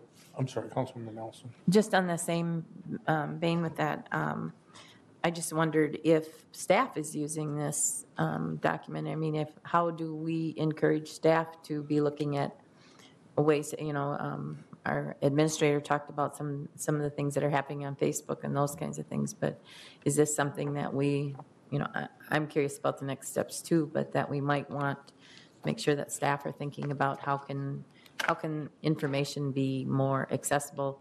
Not that it creates more work for them. It maybe even should take some things off their plate if it's accessible, that people don't have to ask for it, kind of thing. So I'm curious what we're going to do next. I mean, I think that if the council wants that to happen, I mean, one of the things that would have to happen is that if you're going to do, like what I mentioned, where an email question can get emailed in and we can pop it up on our screens, that's certainly something our IT department could do. It could be something that would be on all of our tablets. And then when that question came up, it would pop up on everybody's screen, everybody would see it. The other thing that I had suggested was that you have a staff member that monitors that, and then they pop that up to you. But again, that would be up to the individual, how we want to do that. I mean, I think a lot of times we have these items where we bring them up, and then we say we kind of like the idea, but we don't give clear direction to staff, and so that makes it difficult. So Councilmember Schwantes. Thank you, Mr. Mayor. Before we implemented something like that or even made a decision, I would like to hear feedback from other communities that do that. When we look at our public forum and how unhealthy some of that conversation is, and now we're going to invite that into the entire meeting, I would have a concern with that. Whether we're gathering that information and it's provided after the meeting, between a work session and the following 2 weeks council meeting or something, so we have that feedback from people, that, I think that might be very interesting, but I think I would like to see, it sounds great in theory, but I'd like to see it in practice and hear from other organizations or communities that have used it before we implement something like that. We'd have to have a screener, just somebody to screen them. That's just like our finance director. One of the things I think that happens when you have the public forum, and, people can get up and say whatever they want. But, if it was not relative or germane to the question that was being discussed, we wouldn't bring that to the table. What we have happening now in our public forum is, a person has an opinion about something, and as long as it falls within the realms of the items that they're allegedly told they can talk about, then it's okay. But, we probably even have to start doing a better job of that, because, when you have somebody get up and talk about, I guess the example I'll use is the Welcoming City group. And we had all these people show up, and probably none of them had read what our Welcoming City document was. And they're talking about things that happened in Washington, D.C. That was nothing at all related to the document we were talking about. They get up, they talk to for their 3 minutes, and that's the way it is. But, you couldn't have people just, you're talking about buying a new fire truck, and they're saying, well, why aren't you buying energy efficient cars? We have people in our community that would do that. Just to cause hate and discontent. But I think, it's a valid point. I guess I should have said it's a valid point, and that's it. Councilmember Nelson. I think there's different examples. The school district has 2 options for forums, if I understand correctly. The one at the beginning is about any items that are on the agenda, and then there's one at the end for people who just want to make comments. But part of what I think they're saying is that they want more access to information. So whether it's even at the council meetings, or if it's something that Councilmember Meske talked about, back to ward information, or just, coffee at, council members are available for coffee interaction, and going back to the community center, or going back to, I think it's some of those things maybe outside of the box of the actual council meetings kind of thing too, to allow for that engagement with that. So, but I think it's a bigger topic with, like you're right, if we're asking staff to do something, what is it? If we're asking ourselves to do something, what can we do and what can't we do? Because I think there are also guidelines for what you can do online and what you can't do online. So with that, but that might be another time for us to keep thinking about how we want to do these things. Thank you, Mr. Mayor. I just, I sometimes think that we're pretty theoretical, like, oh, we ought to be able to do this. But I think what we have to do is talk to our IT department and say, hey, what can we do? I'm sure that our budget is limited, our resources are such that we might not have the latest and greatest. So it would be nice to know what they can, what we could expect from them, or what they would be able to do. I wouldn't want to promise a Cadillac and only be able to afford a Pinto or something. Mustang now because Ford's not making Pintos anymore. So. Well, yeah. You're right, though. That's a good point. That's a Mayor? good point. I know you want to move on, but I would just say this last thing. All of those things are great. And, you know, on TV, they have their cell phone, and Geraldo will say, oh, I just got a text, and he wants me to ask, you know, somebody a question. But that can be helpful in one way. But I tell you, one of the things that I've seen, and we're doing it more, is, you know, after visiting with the airport, for example, we don't have an open house out at the airport every year. Why? That's the way you get people out, is you have that open house. We're going to have a Public Works Week this summer, and we're going to invite people out and do demonstrations and show off our equipment. The police department goes out and has meetings every month and events over the summer, and they're a great summer event. To me, you know, there's nothing better than getting out in the public with the real people and their neighbors. You know, oh, I didn't know you worked for Public Works. You know, you've lived down the block for, you know, all these years. So we're going to continue to do that. And we get a lot of good feedback when we go out and we meet with the public in that way. Not to say that we can't do more, but there's all kinds of IT products, and we'll explore some of those things. And then when we come to the budget, you know, we're about 120 days out from the budget. So we need to get some prices on some things. And maybe we can send out people that want to participate. They can sign up for an email list. We all do it. If you belong to a club or, you know, REI Sporting Goods, what do? Every week they send you a push, right? We can do that same thing within the city and do push notifications. And we can let people know when we're having these meetings and so forth. Thank you, Mayor. Okay, next we have the, anybody else want to make an additional comment? Next we have the Finance Committee, Finance Department Monthly Report.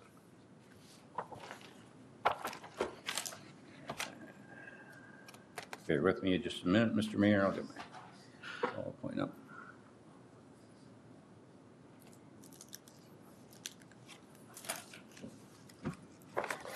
Thank you, Mr. Mayor, members of the council. Got a handout here. This, Mr. Mayor, members of the council, are included in the slides that I'll be going through, but as Administrator Holland has mentioned the last couple months, he wanted a one-page handout of the capital improvements. Just to give you an example, I tried to fit it all on one side, on one page, and this is what it would look like, and we decided that would be a little small for some of us with bifocals. So I apologize, there's 2 pages there, but we're it's a work in progress as we are with a lot of our forms and reports, and are willing to work to get the council the information that you are looking for in the format that you're looking for it. We've changed the format a little bit of the monthly report as well as the form you have in your hand. The first page of the report, we've changed the order of the way that we're listing the capital improvements. And we're listing the major projects similar to what we did in the budget process when the mayor presented his budget back to you in September of last year. And we're listing those major projects by the bonding group, which we have been working on the refrigeration system and the pavement management. We had those bond issues before you last week.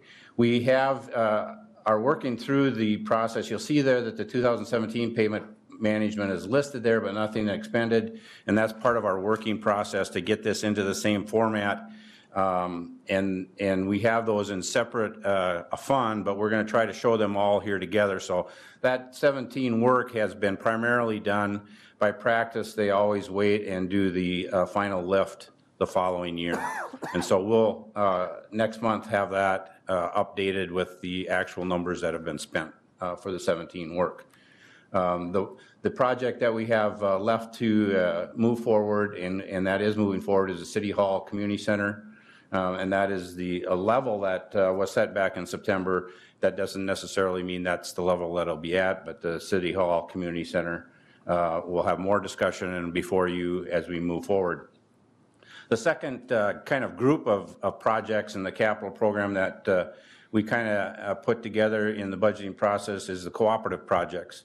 And that's where there may be a partner in the financing, either the state or federal government when it relates to the airport, or the leisure service programs where there is another partner that may be part of that financing. And we don't break that financing out and it's presented to you, but there are partners there in order for those projects to move forward. And therefore, there are some restrictions on any excess dollars that may be left over once the projects are completed. The leisure service examples are in the amphitheater. The mayor had proposed working with the Community Foundation, and the Robbins Island is the Legacy Grant. So I don't know if there's any questions on those two major categories. Or Just to refresh, can, back on the master plan update on the 48,000 that went over on the airport. Can you just explain that?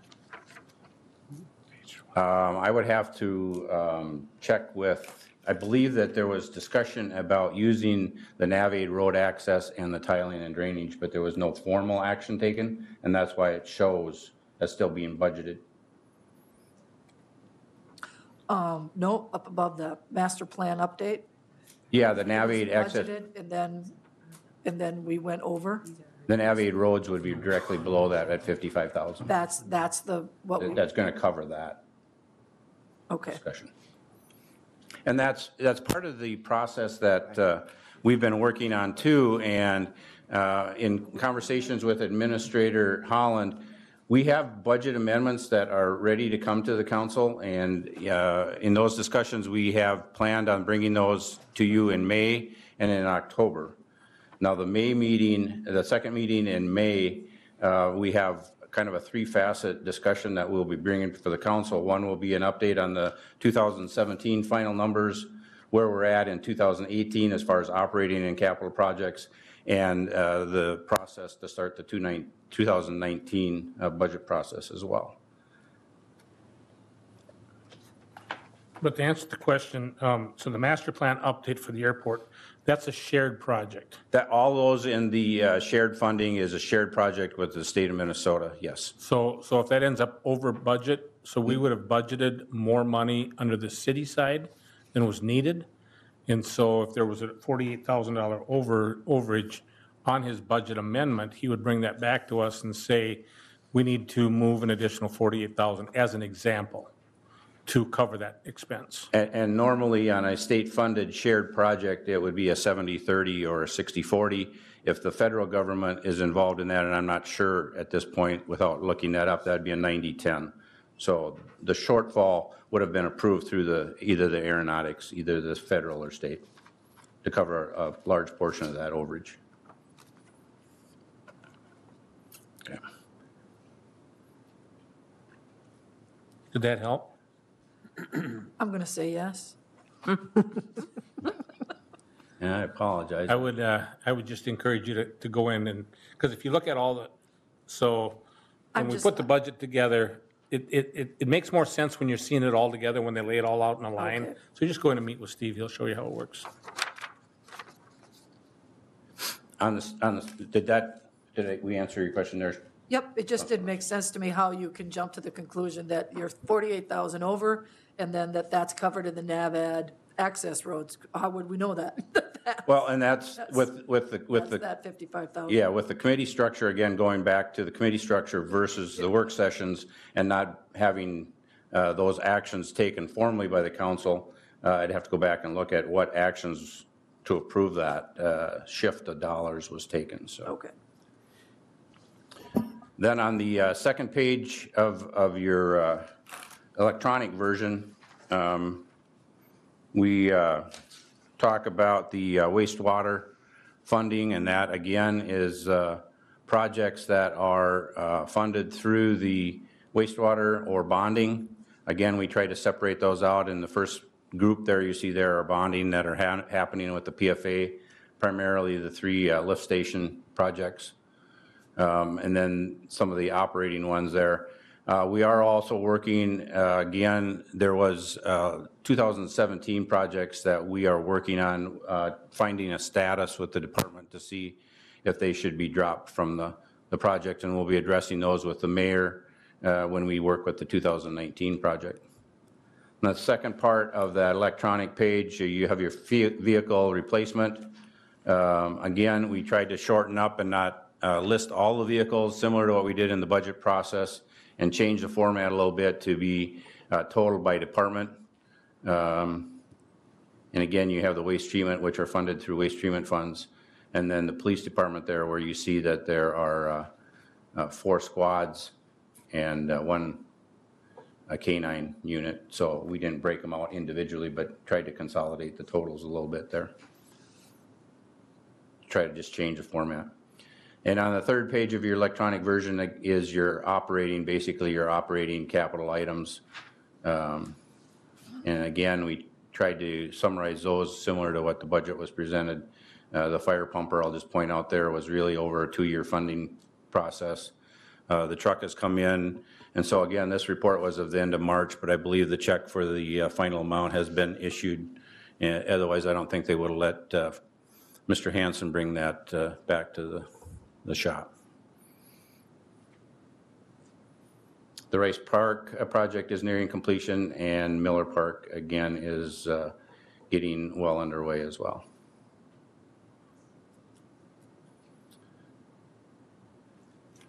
So Steve, could you just, there was discussion in the past in regards to the playground equipment, the neighborhood playground equipment. So the 90,800, that was the monies from the 2017, and the 100,000 is from the 2018, is that correct? That's correct. The 90,800 was from the planning retreat when the council reallocated the funds that were initially planned for a concession stand on the Orange Field. And the 100,000 was what you had programmed for 18. Yep. Councilmember Nelson. Do you know why we only spent 70,600 on that playground equipment? They've got one more planned is what they have.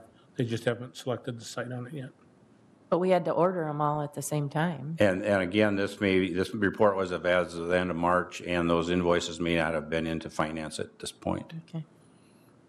I don't believe the 100,000 has been ordered yet for 18. No, I wasn't referring to that. I was referring to that there's still 20,000 left in the other. Mm-hmm. Those would have been invoices that would have cleared again through the end of March from those dollars. Those were the additional dollars that were allocated out of the retreat. I thought we had worked at spending them. That's why I was wondering why there was some left. I'll make a note and certainly check into that. Go ahead. Thank you for the report. Just a quick question because it's coming up. I see the very last item, the resurfaced pool bottom. Were we hoping to expend those before the season starts at the pool? I mean, maybe it's not a question for you either, but is that going to happen? My understanding is that will be done before the pool's open. Is that correct, Mr. Holland? Before the pool is open? No, my understanding was, and generally other pools that I've ran, we always did it in the fall after we closed the pool before it gets cold. Okay. Leaking. I would not have an answer for that. No, I would that's defer. okay. I just remember that. I remember him saying that they had to get it done this spring, but I don't know. You want it to, when you do a floor repair like that, you want it to, set basically for the whole year. You don't want to do it and then put water on it, 30 days later. Excuse my naivety. I'm not a pool expert, but with operation of the pool for the whole season, would that make this problem worse, and will this become more expensive, or is it? No, I looked at it last year. It's a normal maintenance repair on there. There's no urgency on that, and I've made these repairs before. It should be fine. Not consistent with what we heard before. No, it might be helpful just to clarify, because I thought that it was a concern that it was leaking, that it had to be done. But maybe the had to be is after the season and not before the season, I guess. We Just get it back to get an answer for us and get us the right answer, whatever it is. So It's going to be repaired this year. That's the correct answer. Again, Mr. Mayor, the second meeting, we will have that answer, if not before. But the second, again, meeting in May, we will hopefully have these updated through the end of April. And depending upon time limits, we'll have a lot of information for you that will be up to date. Again, this is somewhat a month old, so I apologize for that. On page 29 of your electronic version is the general fund operating revenues. Again, through March, it's very difficult to, this is part of the discussion that we have on fund balances as far as cash flow goes in the general operating. You'll see there that the two major revenues, the intergovernmental and the general property taxes, are very low on their percentages, and that again is because of the timing issue on that. And I'll speak a little bit more later in my presentation quickly on the fund balances and the fund balance policy. But that is at $4 million for the general operating fund, which is about half of those two numbers, a little less than that. And that's the reason why, is so that we can pay the bills before those revenues come in. I don't know if there's any questions on the revenue side there. The next slide is the general government basic section, and the sections are somewhat broken out into general government, public works, public safety, and those are standard categories that the state auditor puts together for reporting purposes, so there can be comparative reports on communities throughout the state. And again, there are the percentages through the month of March. Next page is the public safety and the public works, or streets and highways, which a lot of people refer them to. The transit system is a one-time billing that they send us once a year. And you'll see that if there's areas in the non-departmental sections, we may have already paid civic organizations or their requests, like Meals on Wheels and those types of organizations, and that would account for percentages being a little more than what they normally would be. And the next page would be the cultural and recreation section. Again, the non-departmental cultural and recreation section is the civic organizations, and so there may be Meals on Wheels or Wilmer Fest requesting dollars, and that's why they would show as a larger percentage of 45%. It's a timing issue. On the transfers, that's one item, again, that we have somewhat flexibility to determine on cash flow and the allocation of interest for the investment portfolio, rather than transferring the money out of the general fund. Because the LGA and the property tax is not coming in, we wait on that. But with the change of accelerating capital improvements, that is the primary factor of that, and would make us accelerate that a little more than what we have in the past. Capital improvements were always historically an item that was delayed until June or July, until after the legislative session, to see if they were going to unallot LGA. But with the items that we have going on and the projects, we probably will be accelerating that, and all indications are those other revenues will be coming in as anticipated. On page 33 of your electronic version is the waste treatment plant. This is handled through the municipal utilities in conjunction with the municipal utilities, so there's always a delay in their collection and then transferring those collections over to the city.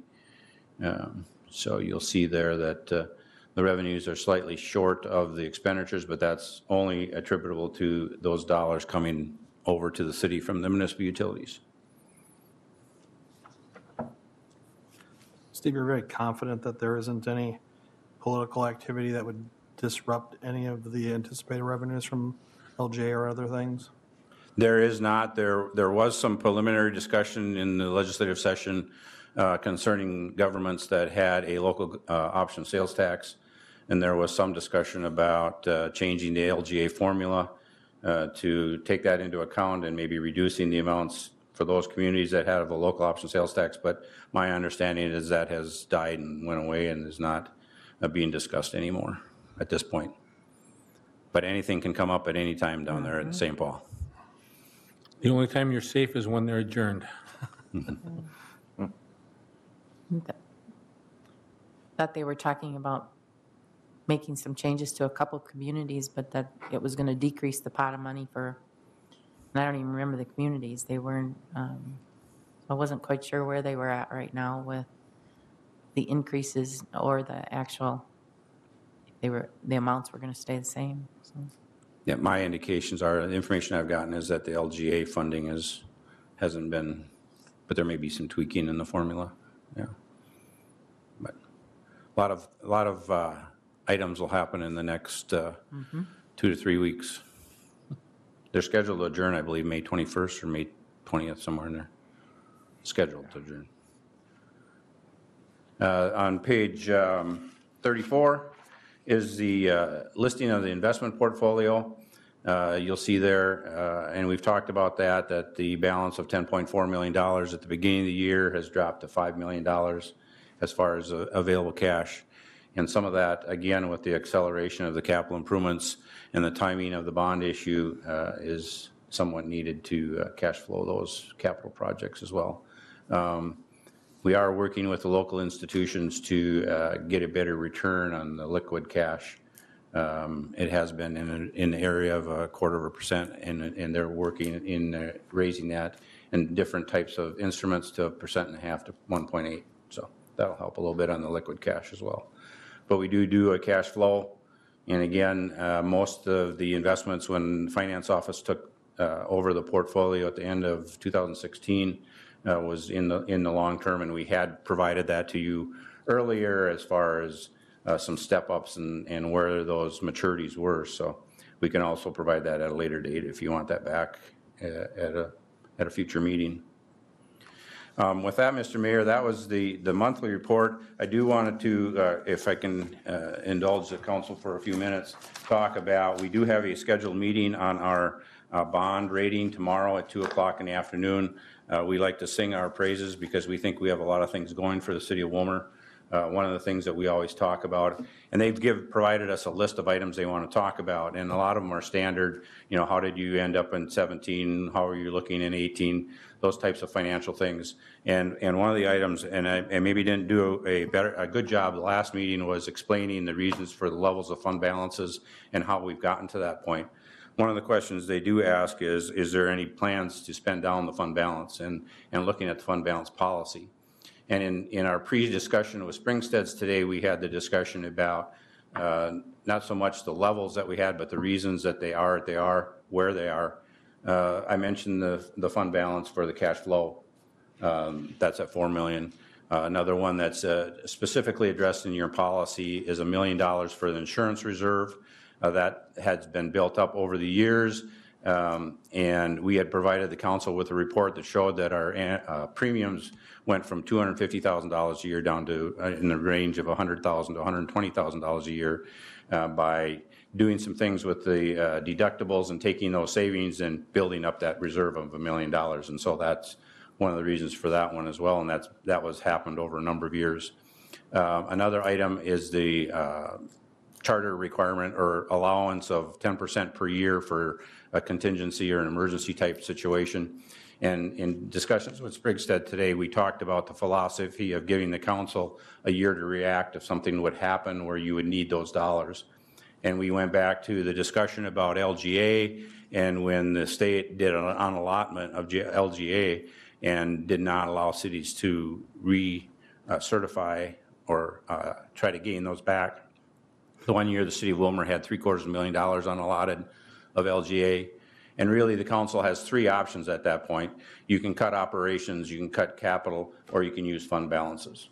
The council at that time basically decided to cut capital or defer capital, and that's why some of the discussions that you've had recently in the planning retreat to make that back and to try to get caught up on those.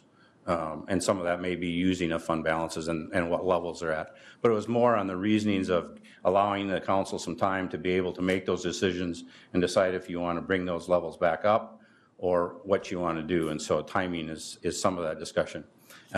We will have that. Another main item that we haven't had will be that they're asking for some information on the component units and Caris Health transactions. And we've contacted the finance people at Caris, Mr. Fensky, and Mr. Peterson to be able to answer those additional questions that we may not have expertise on. But in the development area, we've always impressed the bond raters with the Midwest Campus facility that we have going on, the use by the council of the second local option sales tax to relocate the airport and to be able to give us a tax-based growth in the industrial park, and then the commercial development availability in southeast Wilmer as well. And that's how we've been able to maintain, being an outstate community, our tax base, and really not get impacted by some of the stuff that happened in 2008 through 2010. So we hope to have those discussions as well. And like I mentioned, some of that will be fund balances and Caris Health. Questions from the council? Councilmember Schwantes. Thank you. I really appreciate this, and I love the capital improvement expenditures, the first page of the report. I think that's very helpful and good for us to have that in front of us at all times, so thank you for that. When is the bond meeting that's taking place tomorrow, is that open to the public, and if so, what time and place is that? It really is not scheduled to be open to the public. It's a 2 o'clock rating call that they normally do with the city that is asking for a rating. It's never been open to the public. I would leave that to the city administrator. It's basically been a staff, they call staff and ask for clarifications on a number of the financial data that we have prepared and presented to them on an official statement on the offering that's out there for the banking and the lending institutes. Thank you.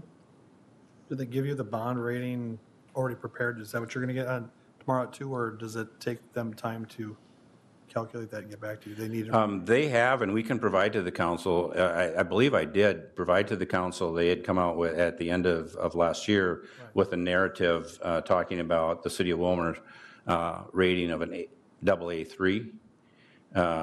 They've done some changing on the way their numbers used to be. We used to be an A2, A1 was different levels, but we can get that information to you as well as far as the different ratings and the risk that's involved. So this call tomorrow is not going to change our rating at all, or it could? The call tomorrow could, basically, they'll come out. We have not had a rating the last 2 years because we've placed those locally.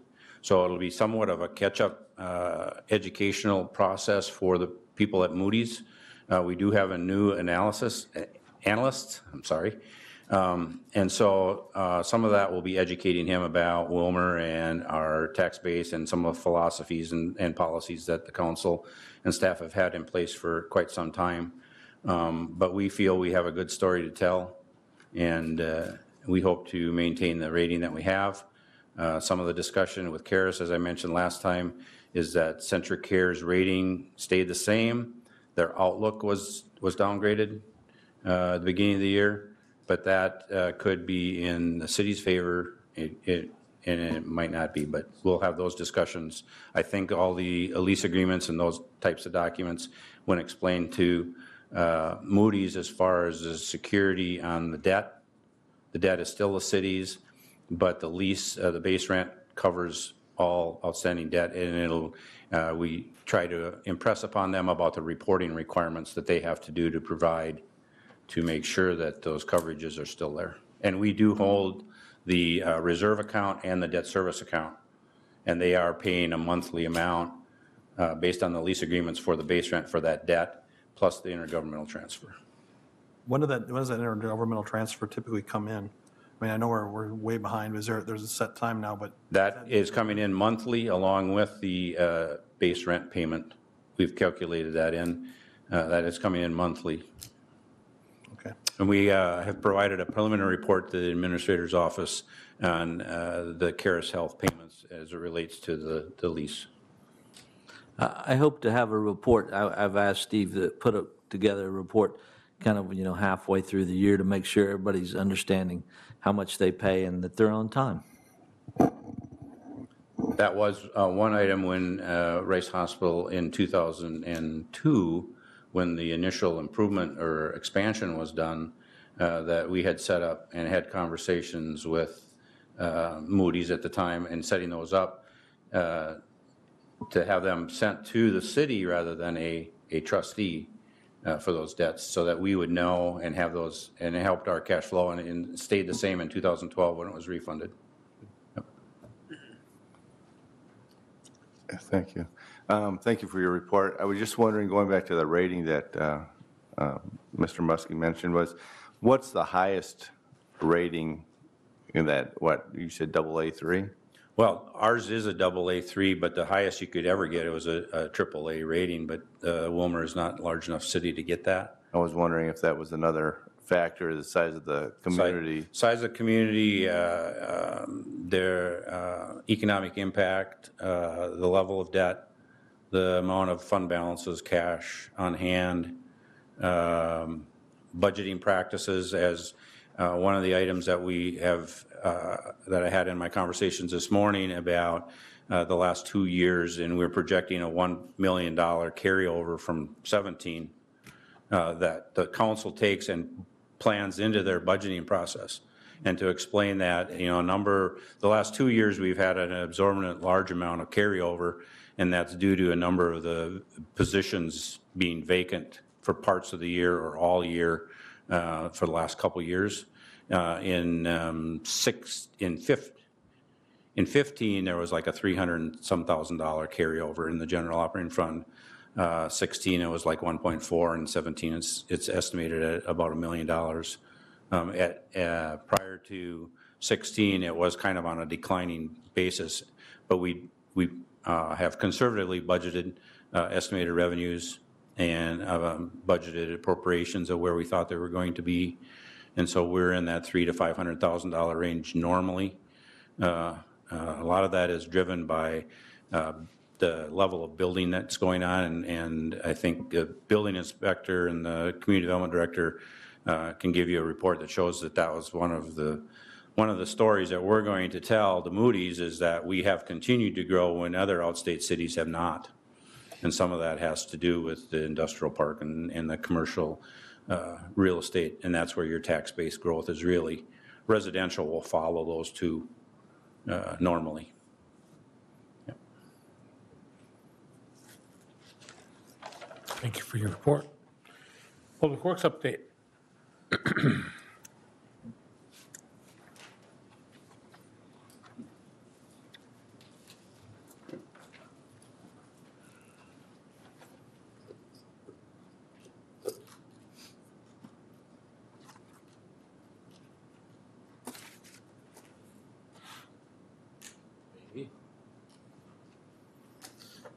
Mayor, members of the council, I had this wonderful snow-related report last week or 2 weeks ago that doesn't hold as much weight now as it did when it was almost 80 today. So tonight I will give you a different report on some projects that have recently been opened and bids have recently been received and things of that nature. So if I can get this fired up here.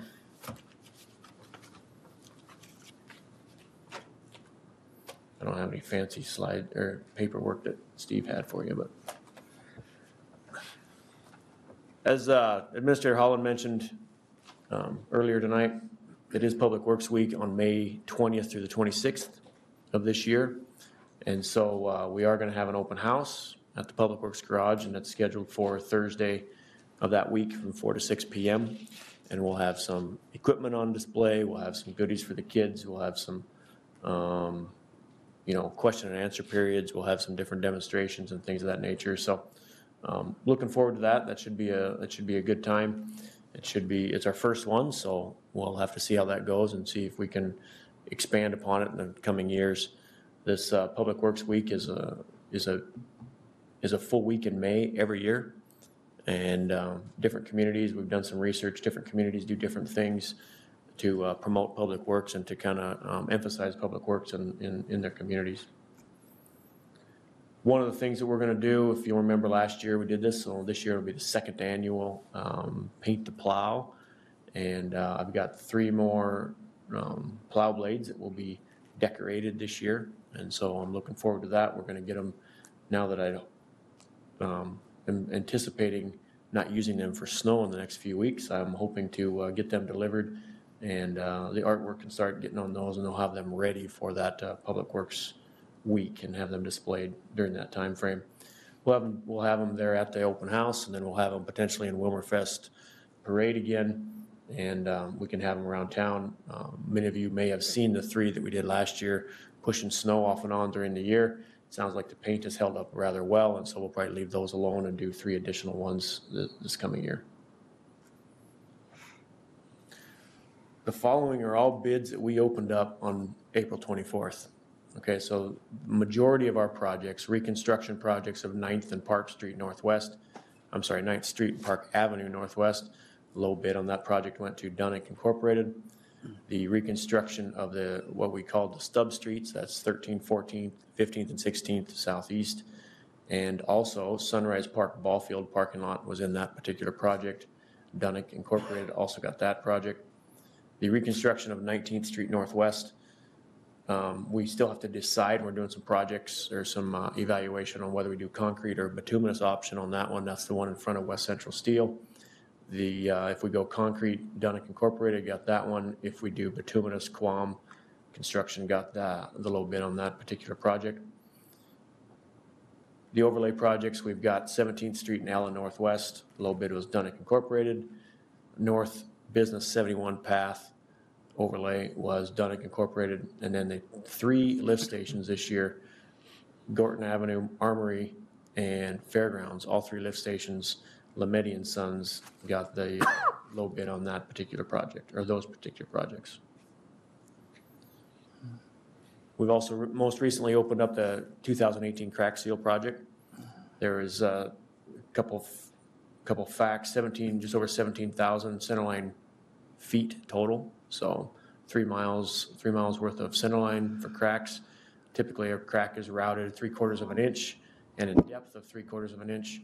They're then cleaned with compressed air to remove all the materials and debris, filled with sealant, and then put what we call a blotting material on top, and that's what it looks like. It's the paper you see that is used to cover that sealant immediately after it was placed. Might be kind of hard to see, but it gives you the area that we did for crack sealing, and as I mentioned, 3¼ miles of centerline streets, mostly in the southwest side of town. There is some in the center, and then I would say the west central side of town. We also recently opened our seal coat project. We did almost 32,000 square yards is how that one was bid out.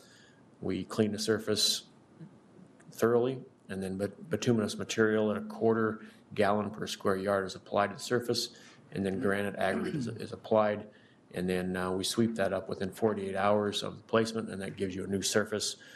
If it's on a street that needs to be striped, then we have to stripe it after that as this covers up the striping that is currently on the street. And then this is a map, obviously a smaller map because we did just under a mile, and it is all of 5th Street from Wilmer Avenue to Home Depot or 28th Avenue. And I believe that's all I have. So any questions for me, let me know. Just a question on street sweeping. I observed some people actually having to shovel the drains that there's still debris there. Are we out and about? After our sweeper? Yeah, with the sweeper? Oh, yeah. In fact, I saw him this morning. He's out daily with the street sweeper. Okay, so did they cover the complete community? Oh, yeah. Yep. Yeah, but I can't remember. I've heard the number from Gary on how many miles he can cover in a day.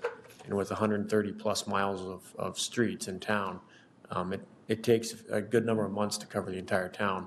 So for a future discussion, you'll see that in next year or maybe 20, I've proposed getting an additional sweeper so that we can cover the town quicker. Questions for Sean? The 19th Street, you have the 2 options. What's the price differential on those options, and the decision of that, when will you make that? Somebody clean it?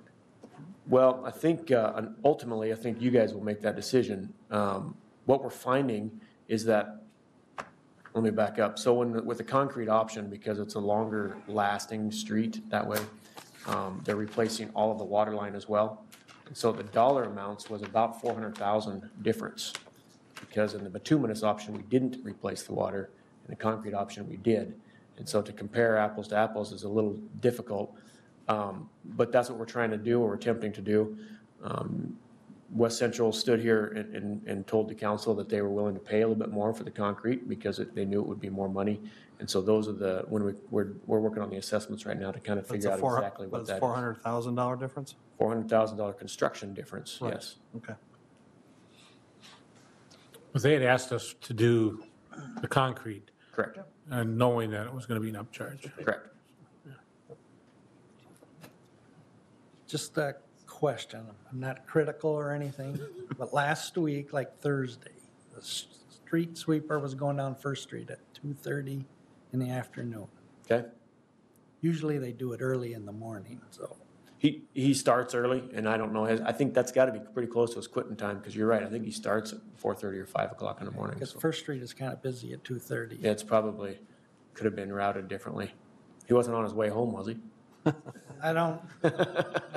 He was actually I didn't see a sleeping, dump so- truck close by, but. Okay. We'll look into it. Okay. I think they're having some trouble with getting the medians cleared. Now that, So we it did was- actually do the sidewalks all up and down First Street last week. And we tried a different method That this was- year of actually Yeah, I wet. saw the sweeper earlier in the Yep. morning. And that may have been what it was, It's is because coming we were back. following up. We were following up that sidewalk, because you remember in the past, it was a big dust storm for a whole week, and this year we tried to wet the whole thing down first and then go back later and sweep it up, and it seemed to, it absolutely, knocked the dust down, but I don't know, that may have been part of that process. Yes, some people just asked me. Yep. Anything else for Sean? Thank you for the work that you do. Thank you. And I know that your crews are working, getting the Robbins Island ready for the governor's fishing opener. So thank you for reallocating your staff to allow them to help with that project. I know that that's a project that they didn't have in their purview, if it were. Right. But it kind of came up unexpectedly, and thanks for reallocating your staff to do that. We do appreciate that. Absolutely. And the community appreciates it as well, so thank you very much. Thank you. Appreciate that. Anything else for the good of the order? Councilmember Christensen. Thank you, Mr. Mayor. Will we be getting a report at all from the county on the 0.5% sales tax that Wilmer's generating? It would be a good thing to see compared to when we did have ours, and plus the economy. We can certainly request that. Quarterly. Yeah, I think it just went into effect on April 1st, I Yep, think, right? yeah. Right, yeah. So, okay, Councilmember Nelson. Just a question, we received a packet tonight. Are these confidential documents? They are. It's for tomorrow night's meeting for the union negotiations. So I thought everyone should have a copy so you can review it tonight, and then that'll give you enough time for questions tomorrow. It's almost over. Okay. Anything else for the good of the order? Okay, we are adjourned.